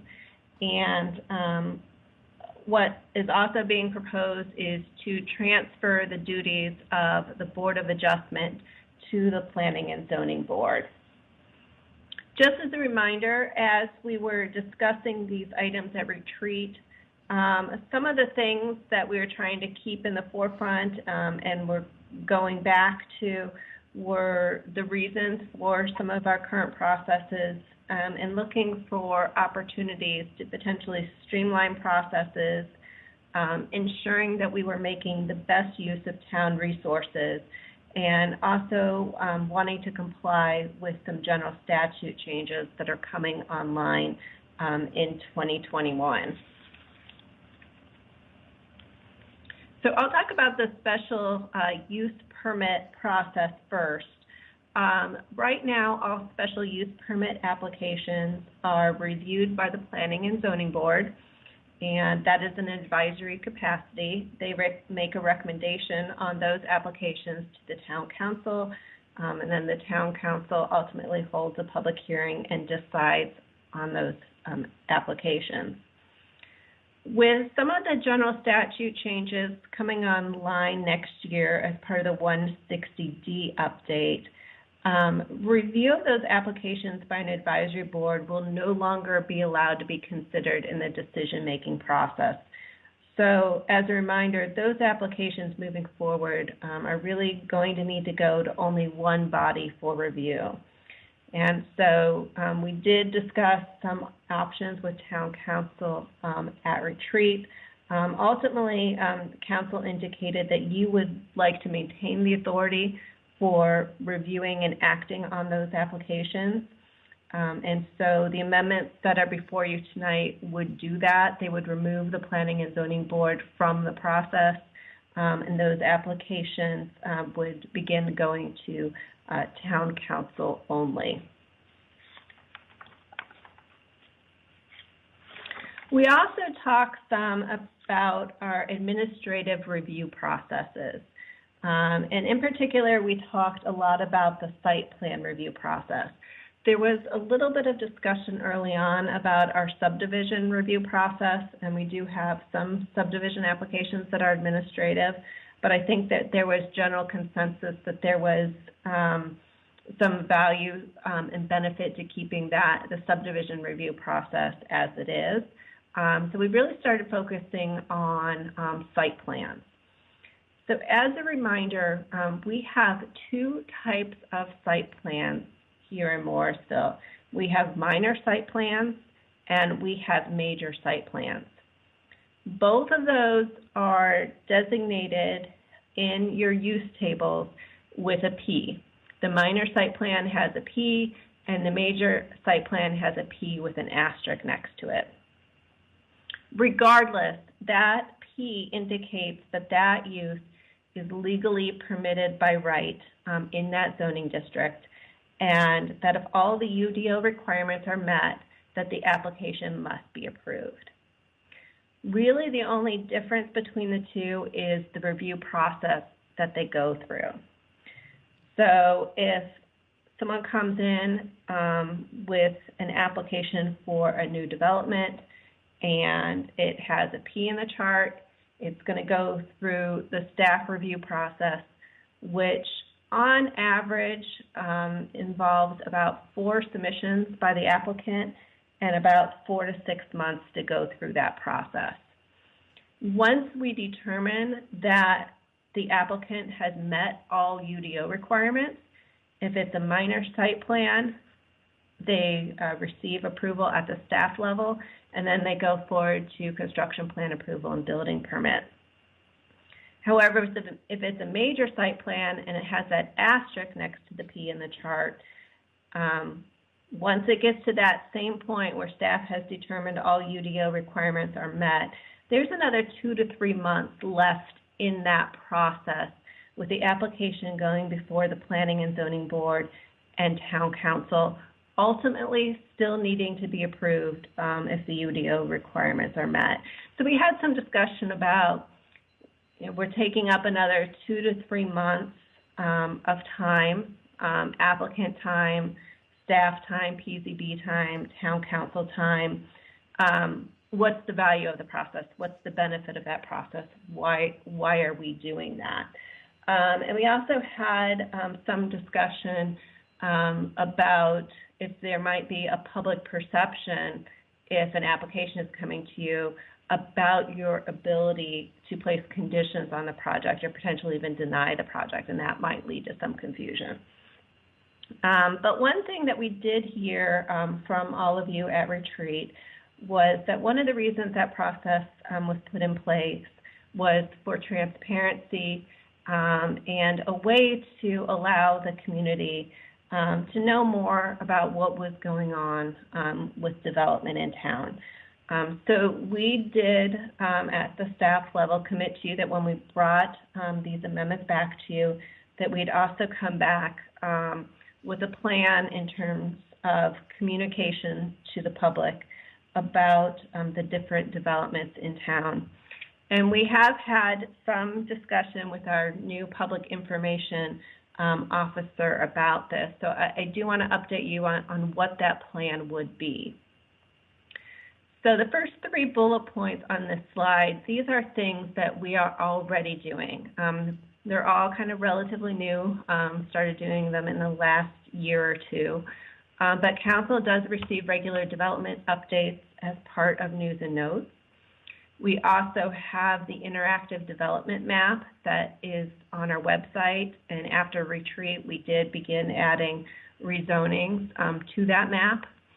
And we have the Planning Department end-of-year report, which we've done 2 of those now. There are actually 3 additional things that we've been talking to the Communications Department about doing to enhance that communication even more. The first is the monthly Planning and Zoning Board newsletter. As many of you know, we do publish a newsletter for the Planning and Zoning Board every month. So we are looking at updating that newsletter, providing a little bit of additional information, a little bit more comprehensive information, and then putting it in a format so that after the Planning and Zoning Board meeting, we can start publishing those on the website as another resource for people to go to. Starting with the Q4 newsletter, there are also discussions about having a regular kind of development summary update in each of those newsletters going forward. And we've also, not on the slide, but we've been kind of looking at some other community websites, and some other communities have some great information out there about the different developments in town. A lot of them almost mirror what we're doing in News and Notes, with kind of a list of development projects and then linking to an interactive development map. So that's a third thing that we've begun working on. And these are things that we would plan to do regardless of whether or not these amendments went forward. Think that it's just a good way to get more, better information out to our residents.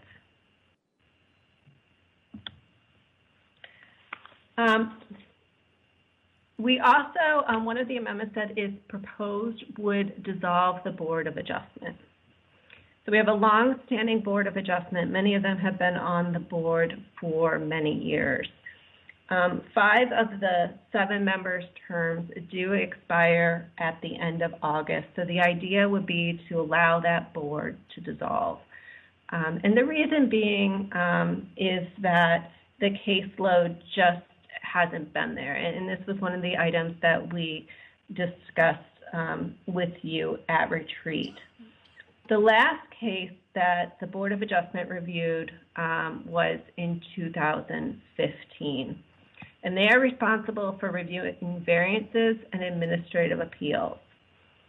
So last case in 2015, and since 2010, when we went back and looked, there were a total of 3 variances and 2 appeals that they had heard within the last 10 years. And so it was really, the feeling was that the workload just wasn't there to warrant maintaining the Board of Adjustment as a separate board. We have been still meeting with the board on average 3 times a year, doing trainings, making recommendation on officers, adopting calendars. So there is still some staff support that goes into maintaining that board, but it has been 5 years since they have had a case to review. This was not something that we brought up at retreat lightly, and we did want, after retreat, to make sure that even with COVID, we provided an opportunity for any Board of Adjustment members that had any questions about this proposed change to ask those questions in person. So at the beginning of June, we did have a BOA meeting. They were informed of the reason for the meeting ahead of time, and 4 of the 7 members were present. And they did make a motion indicating that they disagreed with this recommendation. A copy of the minutes from that meeting were included in your packet, but to summarize at kind of a high level, the concern expressed had to go back to the separation of powers between legislative, judicial, and executive branches of government, and feelings that there could be a potential conflict of interest if the Planning and Zoning Board were to take over the responsibility for variances and appeals. Staff did talk to the town attorney even before retreat, before we brought this up, and did circle back with him again later, particularly in regard to the question of a conflict of interest. With this change, the Planning and Zoning Board would not be in a position where it was hearing an appeal of an item that had been before that body and considered by that body. The appeals that we are talking about are appeals of staff decisions only. So appeals of planning director decision, town engineer decision, or a code enforcement officer decision. If someone wanted to challenge a decision of really town council, that would go to court. That would not have gone, say, to the Board of Adjustment previously. So we do not believe that there is a conflict of interest there. Also, state statute does allow the Planning and Zoning Board to act as the Board of Adjustment. It's kind of a mix throughout the state in terms of what communities do and don't do that, but it is permissible under general statute.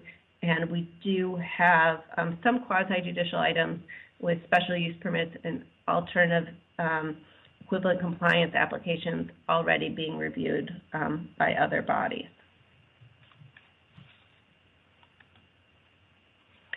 So with the proposed changes, this slide just shows you what the new responsibilities of the Planning and Zoning Board and the Town Council would be. Town Council, the only real change there would be that the major site plans would no longer go to council. With Planning and Zoning Board, the responsibilities for major site plan review would go away, as would special use permits and alternative equivalent compliance applications, and then they would pick up variances and appeals from the Board of Adjustment.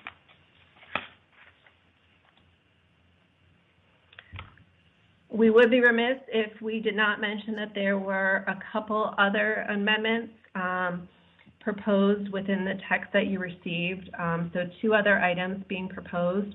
One is to add government services administrative as a permitted use in the historic Crossroads Village zoning district.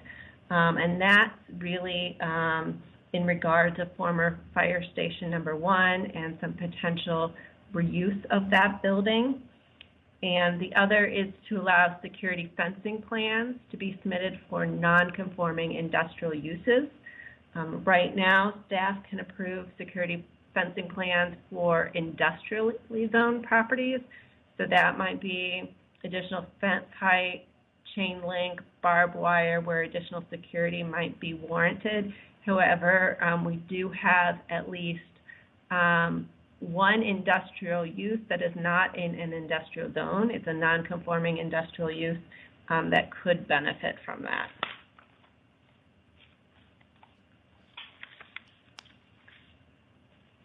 And then I thought I'd just give everyone a little bit of an update about the other amendments we're working on, because at retreat we talked about a lot of things.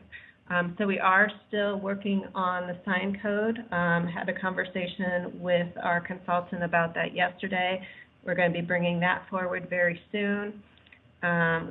We've also started drafting potential amendments to the access and circulation sections of the UDO. We had actually planned on bringing forward those amendments and the ones that we're going over tonight. We had initially planned on bringing both of those to you at the same time. However, with COVID and a desire for stakeholder input on that one in particular, we separated them out, so we could have some additional time to do that. Once the sign code and access and circulation sections are done, then we will be moving on to landscaping, tree preservation, and open space. We do still have the general statute update we need to get to as well. The deadline for that was pushed back to July of 2021. And then a UDO update related to the land use plan after that is adopted. So the Planning and Zoning Board reviewed the proposed amendments at their meeting on June 11th. They did recommend approval by a vote of 5-0, with the exception of the proposed amendments related to major site plans. They felt that that process should remain the same as it is today. And just as a reminder, public hearing is scheduled for your next meeting with action on August 11th, and you'll be asked to consider a resolution adopting a consistency statement and an ordinance on the amendments themselves. I did also, before I wrap up and take questions, want to acknowledge Ben Howe and Dylan Bruckhouse, because they really did do most of the heavy lifting on this item. They were the ones that prepared all of the red line text that was a part of your packet. And Ben is here as part of the meeting as well, and both of us are available to answer any questions. So thank you. Thank you all so much. This is a very high-level overview of a lot of work that's done throughout. I just wanted to circle back and maybe ask our town attorney, you were able to successfully address the conflict of interest issue. Was there any credence to the idea of the separation of powers that was brought up at the BOA? Anything that we should be concerned about or take into consideration Not in there, my sir? opinion, Mayor. Okay. I don't think so, no. Okay. Thank you very much. Any comments? As mentioned, we're going to have a public hearing in 2 weeks on this, but now is a good time to ask any questions. Our planning director, if you have any questions about what's brought before us. Okay. Seeing none, thank you, Ms. Stiegel. Please pass along our thanks to Mr. Howell and Mr. Brockhouse as well for all the hard work and the rest of your staff. Thank you, Mayor. Okay, now we're at item 13, future meetings, events, and citizen involvement opportunities. So we have a number of annual events scheduled for the next few months and would ask you to save these dates and monitor our social media channels for info as we seek ways to provide these family-friendly community events in a safe manner.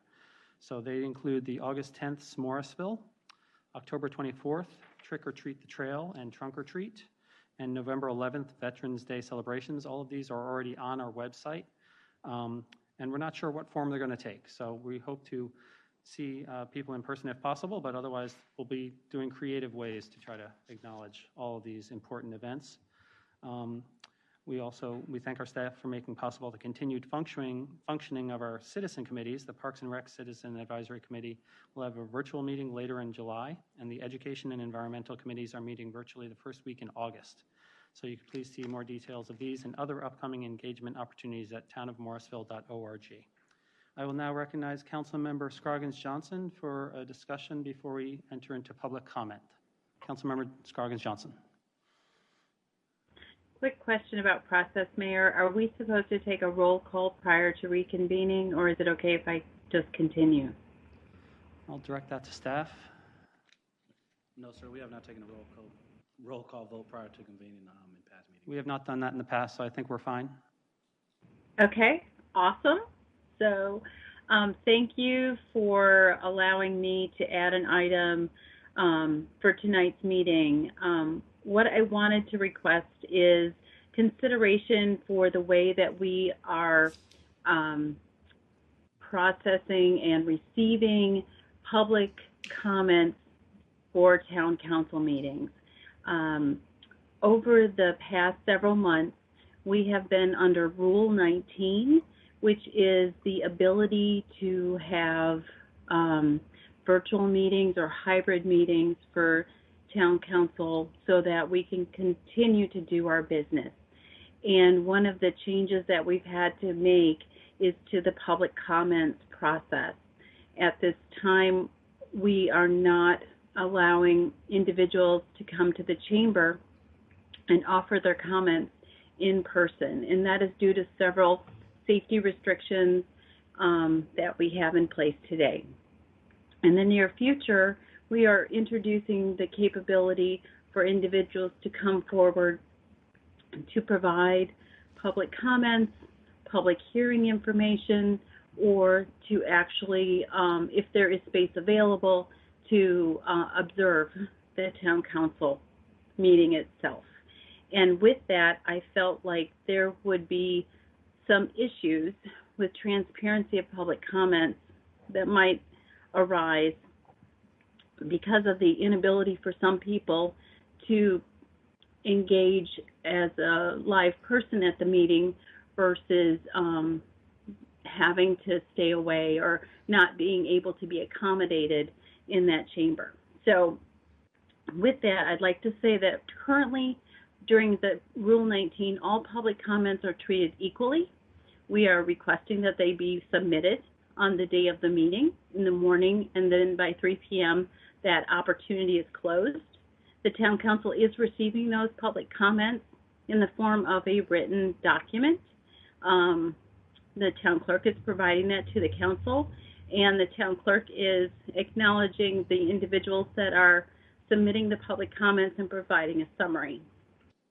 My concern about that going forward is that we're not really hearing the public directly. And I would like to request a change to the way that we receive email public comments.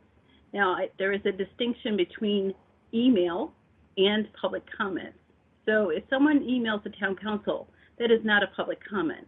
It is only a public comment if they email during that time that it is open for that period of time, and that is what a public comment is. A public comment is not appropriate if they don't have both the name of the person and the address. So if someone does add a public comment and just says it's from Vicki and there's no address, that really is difficult to receive as a public comment because we don't know who that is necessarily. And it's also something in our own rules that we request that everybody identify themselves and their address. So the request is this. When we do open it up in the near future to in-person public comments, I would like to request that we also have the ability for the people that submit the electronic comments to have them read with the same rules that we would have a public comment, such as there's a 30-minute time limit for all public comments. That includes in-person and remote. There's a 3-minute limit. The public would be prioritized. The email must contain the name and address. And also, the public comment would not include anything related to a hearing or a quasi-judicial activity. So that would truly be a public comment. So I'd like to stop there because there's also a request from Frank, or to Frank, to give us some insight as to maybe the framework for a public hearing or a quasi-judicial proceeding. So, Councilmember Scroggins-Johnson, would you like to hear from Frank first? Yeah, maybe that's best, and then we can have council comment after that. Okay. Thank you. Attorney Gray. Thank you, Mayor. You know, I think the only one that would stand out to me as being different would be the quasi-judicial hearing, where you know, the information you receive is supposed to be under oath, so the person would have to be sworn. Now, in these strange times we live in, there are ways that can be done remotely, but still, it's separate. It's distinct from a typical public comment.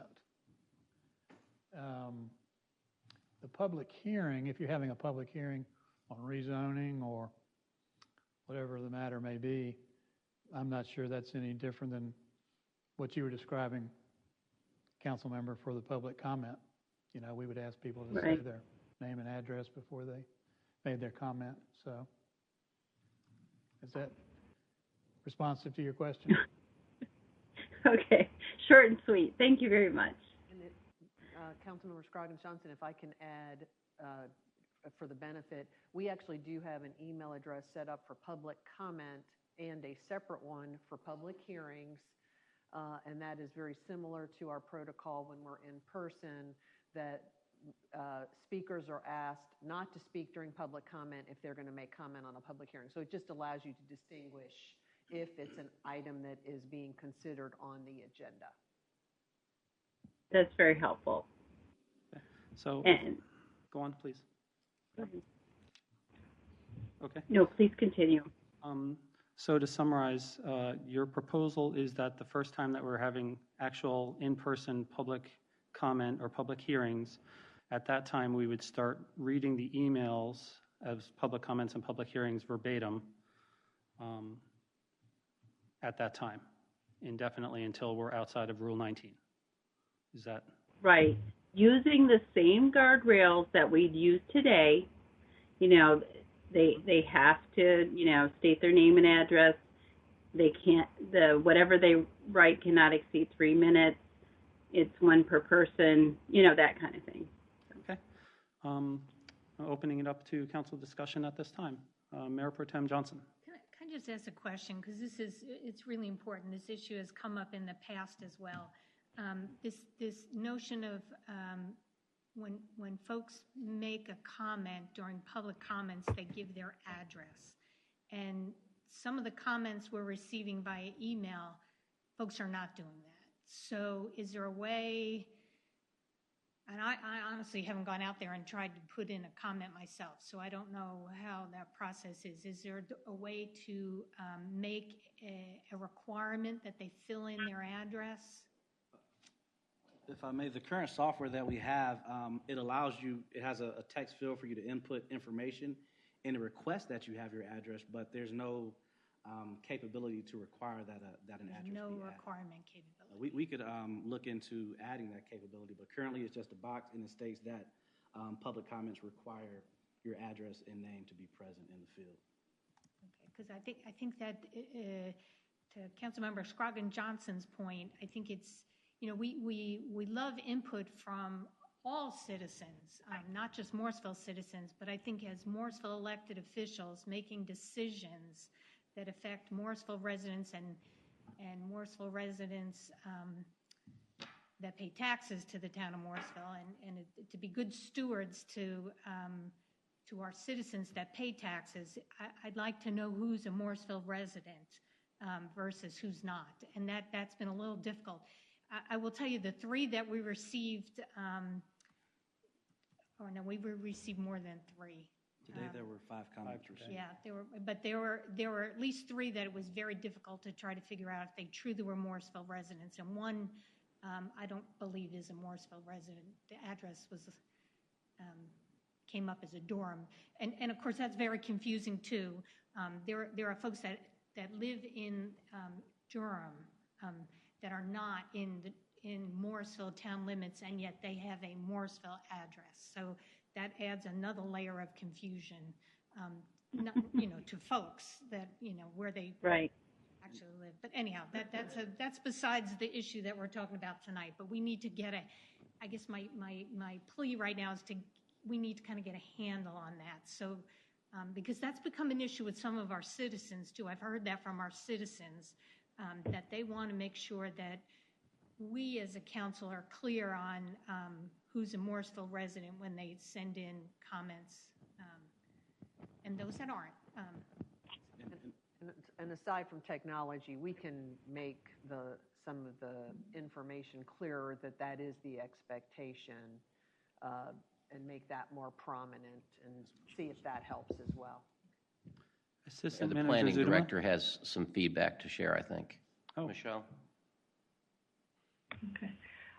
Thank you. I just wanted to weigh in and comment briefly on the question related to the quasi-judicial, because that is a little different. With the quasi-judicial applications, as a reminder, only those with legal standing can comment, and you need to be able to cross-examine anyone that comments. So counsel and the applicant need to be able to cross-examine and ask questions of anyone that comments, and you cannot cross-examine an email. So that does raise some additional issues there. Okay. Michelle, can I follow up on that then? So I think what would be helpful is to get a recommendation either from the attorney or staff on how to handle emails that are related to a quasi-judicial item. I don't know, you don't have to give it right now, but we've been down this road before. So I think it would be helpful to know how to respond, and also how to respond to, well, not that I was going to say when you run into somebody in the grocery store and you have a chat. I don't do that anymore. But if you run into somebody and they ask you, how do we handle those situations? Okay. Mayor, if I can, I think Please do. The short answer on the quasi-judicial is you could not consider emails. There's really no functional way to consider an email on the quasi-judicial matter. The person would have to come put their hand on the Bible or their sacred text and swear that they're going to tell you the truth before you could receive their testimony. And I'll add, if I may, when we provided the quasi-judicial training at the retreat, we certainly expected those items to be coming forward to you much quicker than that has occurred. So we might also pull some of that information out to help as that comes back forward to council, which is likely going to be August. So and I'll just go ahead, I had a conversation with one of my favorite council members today, and we just had a general conversation about council being inundated is the best word I think we can use with just the volume of email of a variety of sources, not just people interested in expressing their opinion, but to each other and from staff and from everybody about anything COVID related, and just not even be able to navigate the amount of email that everybody is getting. I think that's also a challenge that staff is familiar with and is experienced. So I just sort of said, let us think of some options we may be able to offer to even help you navigate the email in and of itself. So that's sort of put on my list of things to do today. Okay, so if I could, I don't see anyone else looking to make comments. If I could wrap this one up, would council be comfortable starting when we have in-person public hearings and public comments to have those emails read verbatim that we received that day up to the 30-minute limit, and people in person get priority? I'll recognize Councilmember Fender. Yeah, going back to what Vicki was talking about, well, because I thought what you just heard was what you just said was going back to in-person comments? When we get to in-person comments, Okay. I thought that was her initial proposal. Rather than tonight, you mean? That was her proposal. I think during this time, when we're invoking Rule 19, where the public does not have the opportunity to be here present physically to offer comments, that they ought to be able to offer the comments through the public portal, include their address, and then it needs to be read out in during the meeting. Okay, would that be starting with these public comments or at our next meeting? Starting with these public comments. Okay. Does anyone have any reaction to that? Councilmember Abadi. I agree with Councilmember Fender. I think it's actually more important to read comments verbatim when the public doesn't have the opportunity to come in and make comments than when they do. So I 100% support what Councilmember Fender just said. Right, okay. That's the whole point. Yeah. Councilmember Scroggin Johnson, please. I agree with Councilmember Fender. I think it does make a lot of sense to, provide that verbatim information, especially now, like tonight, we do not have an open meeting, but we did provide the opportunity for public comment. So if time permits, I'd like to consider that for this evening, and then starting with the next meeting, we would convey that expectation to the public that they would be read on a first-come, first-served basis. Let's say you get 12 comments and you only have 3 minutes apiece. Those last 2 comments would be received, but they couldn't be read because of the time limit that we've had in place for the duration. And they would simply be summarized, those ones beyond 30 minutes? They would be acknowledged and summarized briefly. At this time, Town Clerk, are these emails that we're receiving included in the minutes verbatim? They're included they're added to the agenda. Added to the agenda itself? That's correct.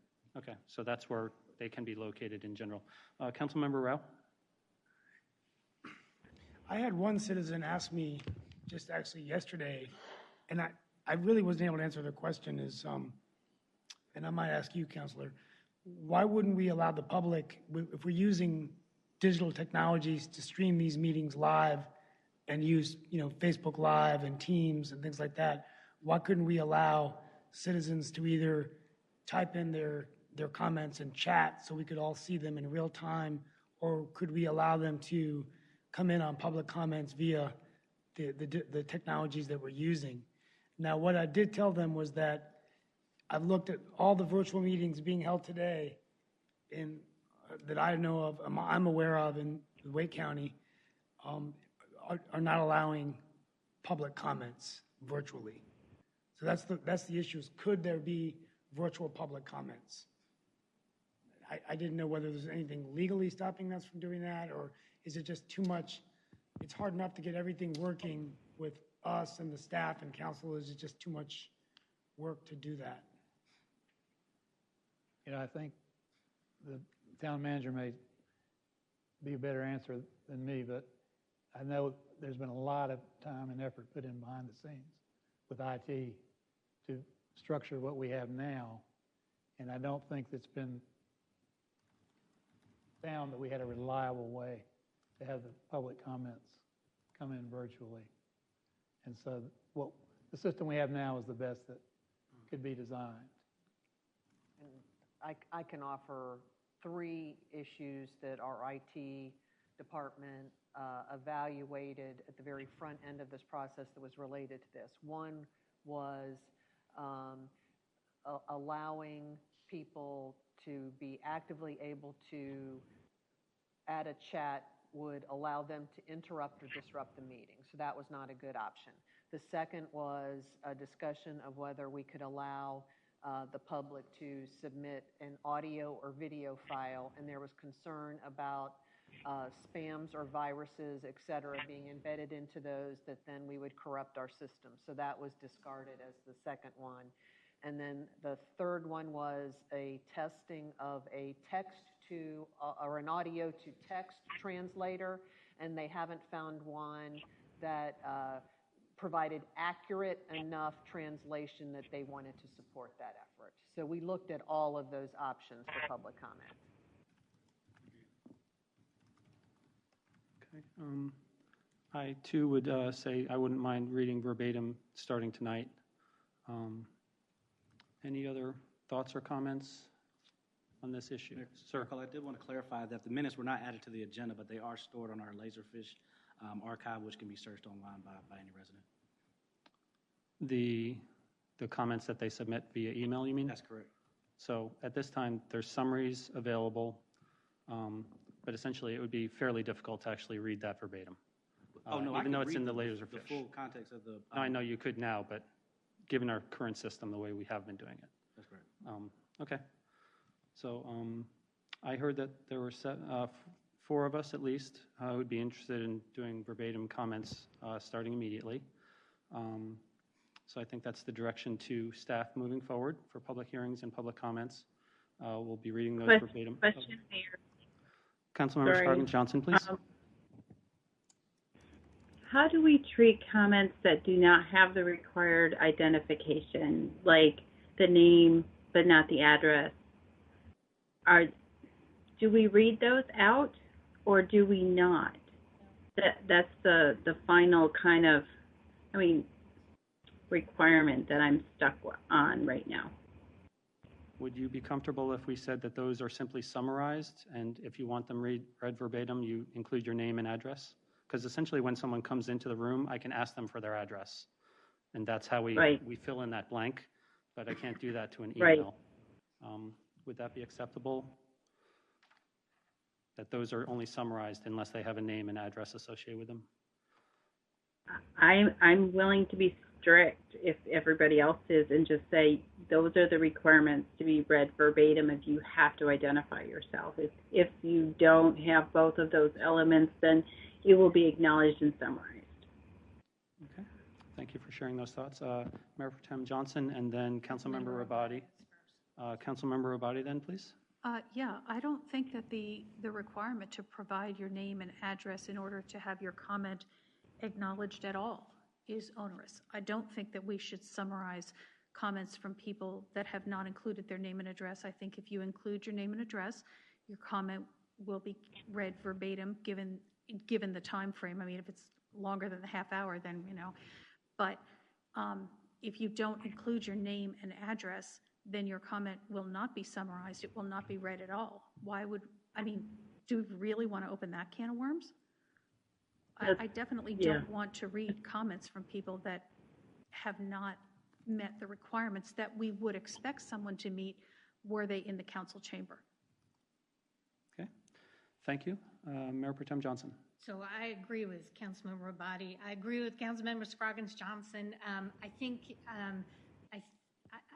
it is important to maybe read some of these within the time, read these public comments when they come in an email format within the constraints that we are talking about, 3 minutes and 30 minutes total. But we're kind of changing the rules right here and right now.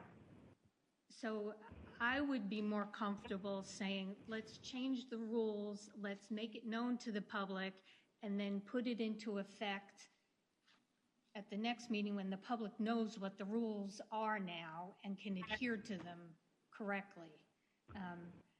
I don't mind, if y'all are comfortable with doing it tonight, clearly I'm in the minority. I think I would like to make it clear to the public what the rules are since we're changing them now, and then they can choose to adhere or not.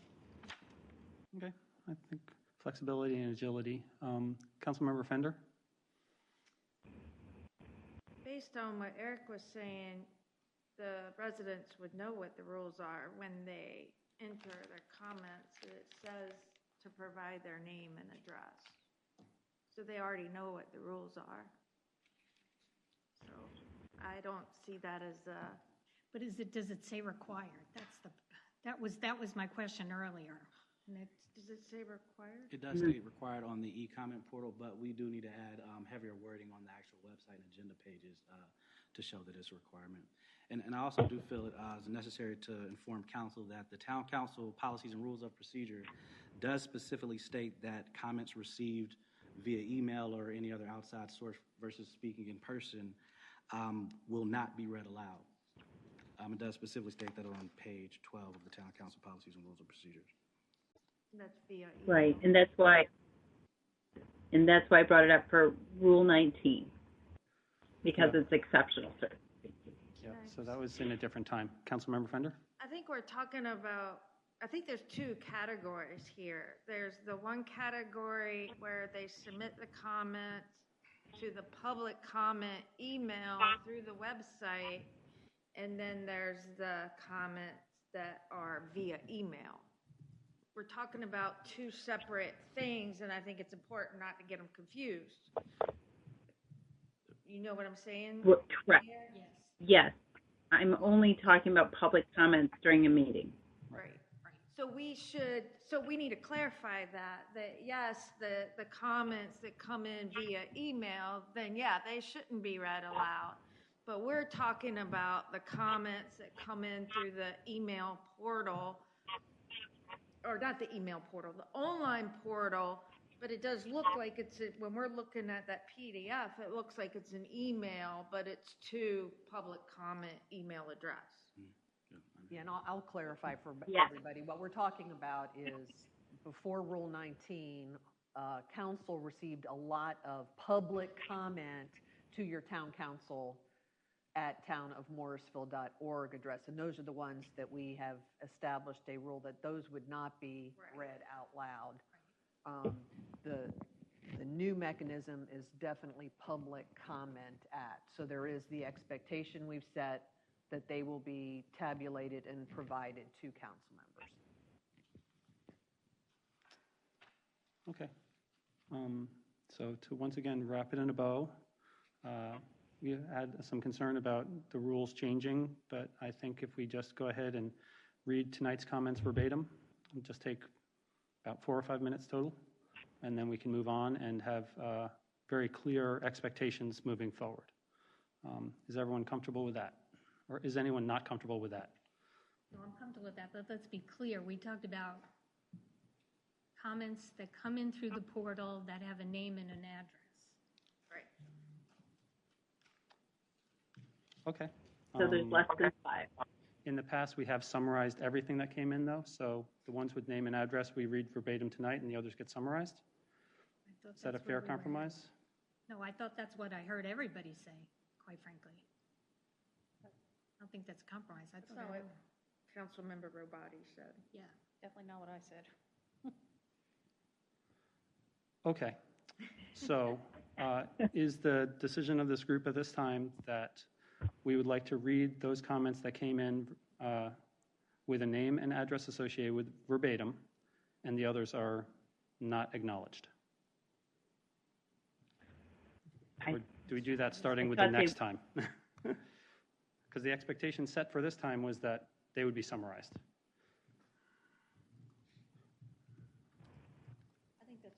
So I assume all of them have been summarized, and that those with name and address have a summary and they could be read aloud. Correct. Is that correct? That was my first proposal.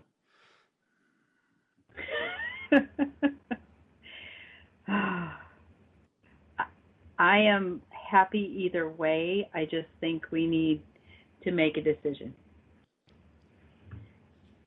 So that is my proposal. The ones with names and addresses are read verbatim. The others are summarized. And in the future, the ones without name and address will not be acknowledged at all at future meetings. Please speak up now. Thank you. That's not acceptable. Okay. In the minority, but yep. I understand your point. Okay.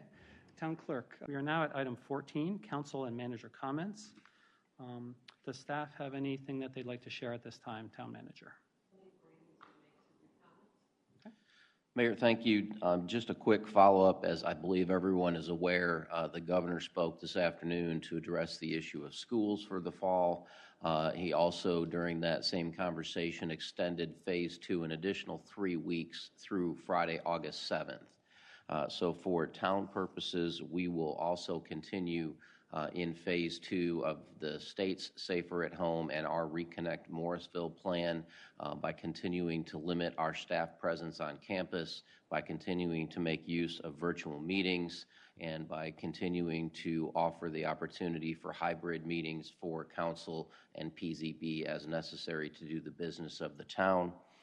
Would remind everyone that we want to continue to emphasize the 3 W's for everyone's safety, not only our staff, but also our citizens. And we are doing that in our offices and in our campus. Anytime that we cannot socially distance, we are wearing masks, and we are asking staff to wear masks when interacting with the public. So we'll continue with those, and would also share that our communications department is preparing a plan to begin our public distribution of face coverings out to the community. Those will be face coverings that have the town's logo imprinted on those. Those should be ready later this week, and we should be able to communicate with you the formal plan for that by the end of this week. And we should be beginning to do that next Monday. We have a plan to share those in the public at specific locations, at different events, and we've also identified a number of partners that are going to accept those masks to then distribute on our behalf as well. Happy to answer any questions. Excellent. The masks, are those single use or reusable, sir? Those are reusable. Okay, that's wonderful. Did any council members have any questions for staff on that? Thank you for doing that, though. Yeah. That's wonderful. That's great news. Safety is of primary importance. You guys have really put that at the forefront. So I would just say thank you to Will Glenn and our communication staff. I'm just sharing the information. I've done exactly zero work related to that. They're taking care of it. Okay, thank you to the team. So now we're going to have council comments. We have them in order. We're going to do the in-person and then the remote. We'll start with Councilmember Rao, please. Oh, okay. Thank you, Mayor. First of all, I want to congratulate Stormy Fort, who was just appointed to the District 3 Raleigh City Council seat, and she will become the first Black woman to serve in the history of Raleigh on the City Council. I wanted to, the first point, I just have 2 points to make tonight, or 3. But the first is sort of, I really want to thank our communications department and PIO for the great work they've been doing during the pandemic, just with the messaging. And I don't want anyone to, I'm not asking you for anything now, it's just a thought I want to share with council and staff. I would like us moving forward to have the ability to tell the story when we vote on rezonings. We've had some rezonings over the years where there's been disagreements on the council on multifamily or density, and some of these rezonings were actually the result of a lot of hard work with the applicants and the council, and invested millions of dollars in our transportation and our parks and rec. And what I've been noticing recently on Nextdoor, and recently a very blatant and offensive social media post that was posted on my government site, basically not knowing the full facts. And so I do think, as a member of the team on this council, I think it's fair for everybody here and also that's virtually, that whatever decision we make, we have to tell the whole story, all the facts of the conditions that were imposed. Because, and if you're in the public, all I ask, we have social media policies that we agreed on as a council. But I just think that it's fair to ask that you're respectful in your comments to the council. And when you call a sitting member of the council, and it's not anyone here, ignorant, useless, stupid, I remind you that yeah, I know I'm a public official and we sign up for that. We shouldn't have to sign up for that. But those words I do construe as bullying words. And so I take this very seriously.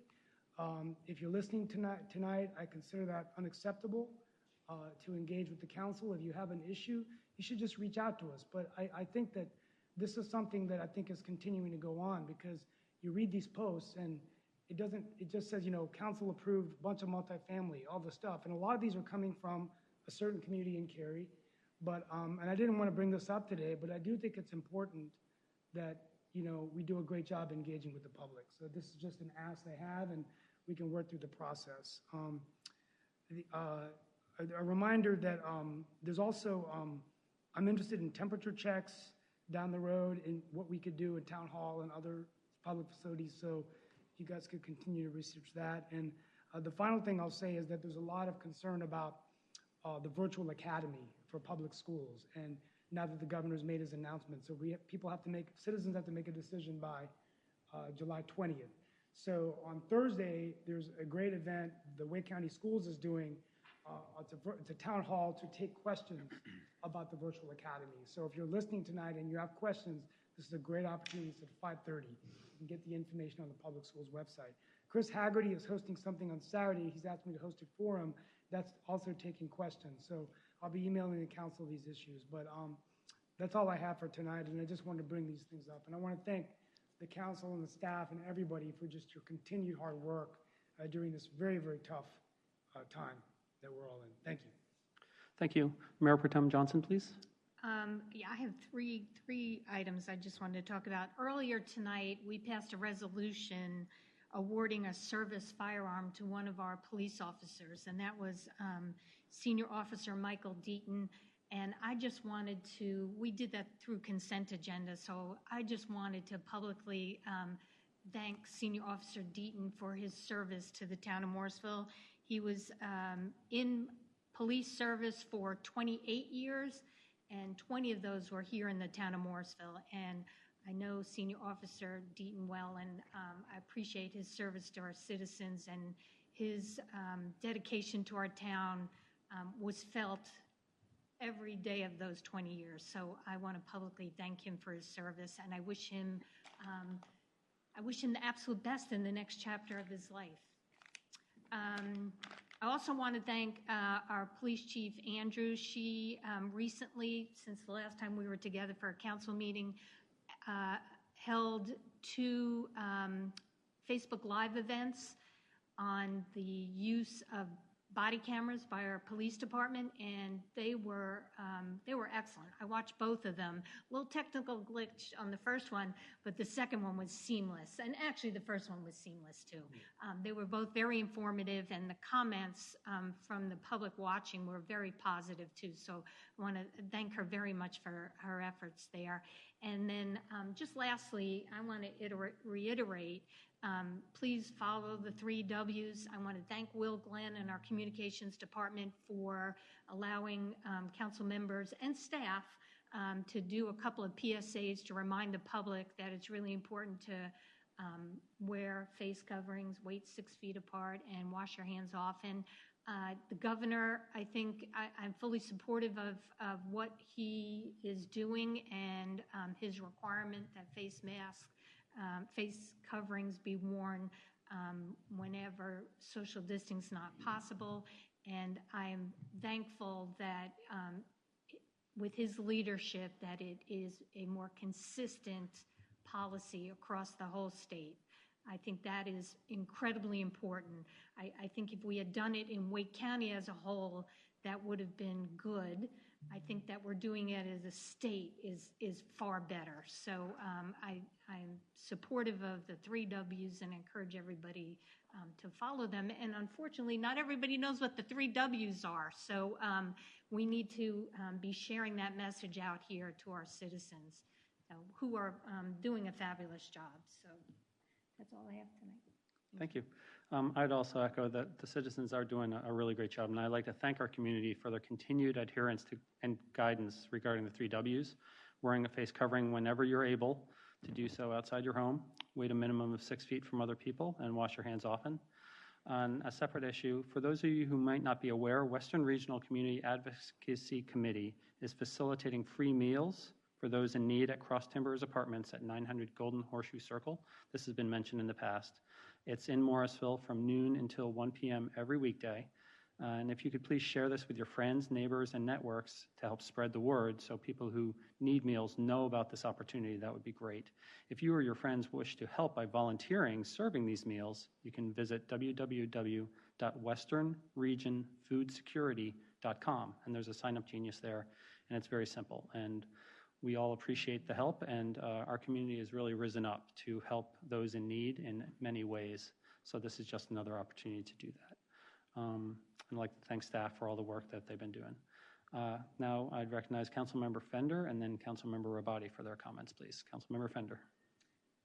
I just have a few comments regarding our current situation with COVID these days. I was talking to Town Manager Page earlier today, and I was reminded, when we started this back in March, I remember the North Carolina League of Municipalities went ahead and canceled the conference they were going to have in May. And I remember thinking, whoa, that's way too early to be making that decision for May. They need to wait. And here we are in mid-July, and we really don't see the light at the end of the tunnel, unfortunately, and we are into this 4 months. And our world has changed a lot, and I understand, a lot of people are getting anxious and frustrated. I know a lot of parents have to make the decision here shortly about whether to, have their kids go to school for a week and home a couple weeks, or do the virtual academy. And understandably, there's a lot of moms and dads that are worried and have a lot of questions to be answered and are feeling a lot of stress. And I just want to acknowledge that for a couple reasons is, I'm a working mom, and fortunately, with my situation, my son's older. I don't have to worry about child care. I am not one of those moms that is trying to work from home and do homeschooling. And my heart goes out to those moms and dads that are having to deal with that, because it wasn't all that long ago that I was scrambling for child care, on snow days and when Evan was sick, and I wasn't able to work from home, and I did not have that option. In my case, I had the good fortune of having funds available to pay for day camp during the summer. My mom was available at times to help out. And so I think it's important to realize that not everyone's in the same situation. There are families out there that one of the parents stays at home, and they're able to have that option to stay at home with their child and do the virtual academy. Or some parents are making that decision to pull their kids out and homeschool. I think it's important to realize not everyone has that option. And so, there are a lot of single moms out there who are essential workers, and, they've had to make it work for the past 3 or 4 months. And, they're probably at the end of their rope trying to figure out what they're going to do for the next 4 or 5 months. So I think it's important for all of us to be kind and not judge other people based on whether they're pulling their kid out and doing homeschool or whether they want their kid to go in person and receive education that way. We all have different situations, and we need not to judge everyone, and we just need to be kind to everyone. We're all feeling the stress. I get anxious, and I'm able to work from home. I had to take a pay cut, my kid, he's 15. I don't have to homeschool him, and I'm still feeling stressed. So we're all feeling stress, and that's probably longer than I intended and long-winded, but I just think it's important for us to have compassion for each other during this time. It's tough, and we still got a ways to go. Okay. Thank you for sharing that. And more stress coming your way when he starts driving. So, Councilmember Robati.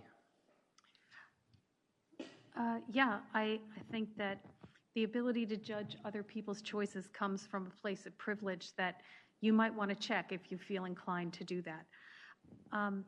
I actually, to go in a different direction, I am so pleased that we've been able to make progress that was recognized tonight on the public transit system, on the opening of the aquatic center, on the purchase of land for the fire station. Sometimes the wheels of government grind so slowly, and I get possibly more frustrated with that than the rest of the council. But, tonight really felt good. Like, this is what I thought it was going to be like to be on the council, and I just want to express how happy I am to be part of it and how lucky I feel to be involved in these decisions that bring such positive changes for the people of our town. And, I'm just really optimistic about the future. I mean, we have a long way to go to get out of our COVID situation. And, again, from what I know is a place of privilege, I have not felt the pain that other people have felt during this situation in a lot of cases. But, I still remain very optimistic about the future, and I'm really happy that we're able to work together to create some positive things to look forward to. Thank you very much. That's inspiring. Thank you for sharing. And Councilmember Scroggins-Johnson, you get to follow that one. Thank you, Mayor. I would like to share my acknowledgement of the fact that we are extending our phase 2 into August now. So that does create a little bit of uncertainty for some folks that were looking forward to maybe opening up some more businesses or allowing larger gatherings. So we're going to have to hold for a little bit. But it's really important that we're doing what we can to be safe. I also would like to share that one of the unsung heroes are the teachers in our communities. They are really doing the best they can through virtual learning. And in the fall, with the Wake County format of 1 week in the classroom and 2 weeks outside the classroom, I think that is going to be very difficult for some teachers. My husband is a teacher, and he teaches community college, and he went in a scientific lab setting, completely virtual. It has been a very challenging framework to go from a lab to virtual. And imagine a teacher that is going to have students both in the classroom and remote. They're going to have responsibilities to answering questions and responding to students that are remote as well as in person. And that does create a very challenging dynamic that I don't think we have ever experienced. It's very difficult to do virtual only. It's very difficult to do live. So in the classroom for our K through 12, I'm really interested, and I'm looking forward to Chris Haggerty's talk about what they're going to do in order to ensure that that transition is smooth. On the other hand, we also have college students considering what returning to campus, and they have a new dynamic as well. So I'm hopeful that we'll be able to come out of phase 2 in August, but if not, we have to have contingencies and backup plans. So with that, I am also happy about the MAFC, and as it has been a long time coming, so we need to celebrate that in a big way without breaking any social distancing rules. So thank you, everyone. Thank you. Councilmember Garamella, please. Thanks, Mayor. First, I want to thank HSNC. Last week, we went to HSNC and talking about unsung heroes. They are truly, passionate about delivering more than 16,000 meals to the Western Wake, and the senior citizens coordinating more than 5,000 masks and giving all across the towns, essential services, hospitals. That's true service, and I am so proud that things like this basically help us to say, okay, we are here to help each other, and kudos to them for doing that. And also, over this weekend, we had a corporate in Breckenridge when we had close to 60 graduates, and Morrisville Fire Department was kind enough, and we all had the license to honk throughout the neighborhood, and that felt really good. I'd never honked that much in my lifetime. And so thanks for Brian Alexander, who pretty much in a short notice was able to get that for us.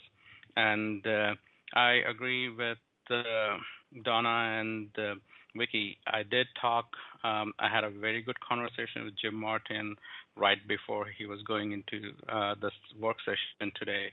And because I had questions myself, I did register my son for virtual, but at the same time, there's a caveat that not all the courses that you have taken would be offered, all the electives.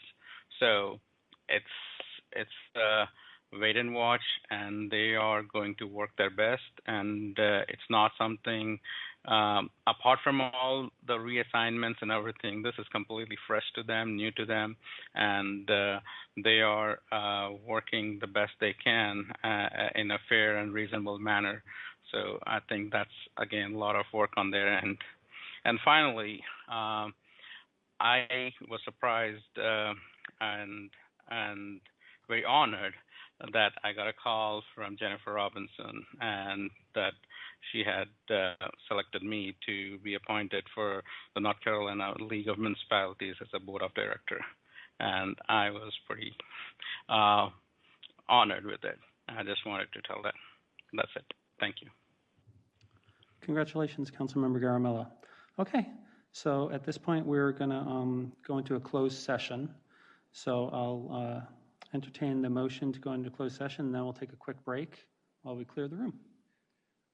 Before I take us into closed session, I did forget, congratulations, Councilmember Garamella, and I did forget to mention that the Triangle Area Hindu Temples has been doing COVID testing, and they've got another one with Mako Medical, and so the next one is on July 19th at 9 o'clock to 1 o'clock, and then the next one is at the ISKCON Temple. So it's another example of just folks stepping up. So if you feel like you need to go tested, you can do right in Morrisville. Do they Google to find that, or what's Yeah, the you just go information? Triangle Area Hindu Temple's website, and the information is right there. Okay. So, Great. pursuant to North Carolina Statute 143.318.11A6, I move that we go into closed session for the purposes of discussing a personnel matter, i.e. town manager evaluation. Okay, I have a motion to go into closed session from Councilmember Rao. Do I have a second? Second. I have a second from Councilmember Fender. Town Clerk Smith will now facilitate our roll call vote, please. Councilmember Garamella, Aye. Councilmember Fender, Aye. Councilmember Robati, Aye. Councilmember Scroggins Johnson, Aye. Councilmember Rao, Aye. Mayor Pro Tem Johnson, Aye. Mayor Cawley. Aye. The motion to enter closed session passes unanimously. Okay, it is 9:07. We are now in closed session. We're going to reconvene after a break at 9:15. Thank you, and thank you to staff.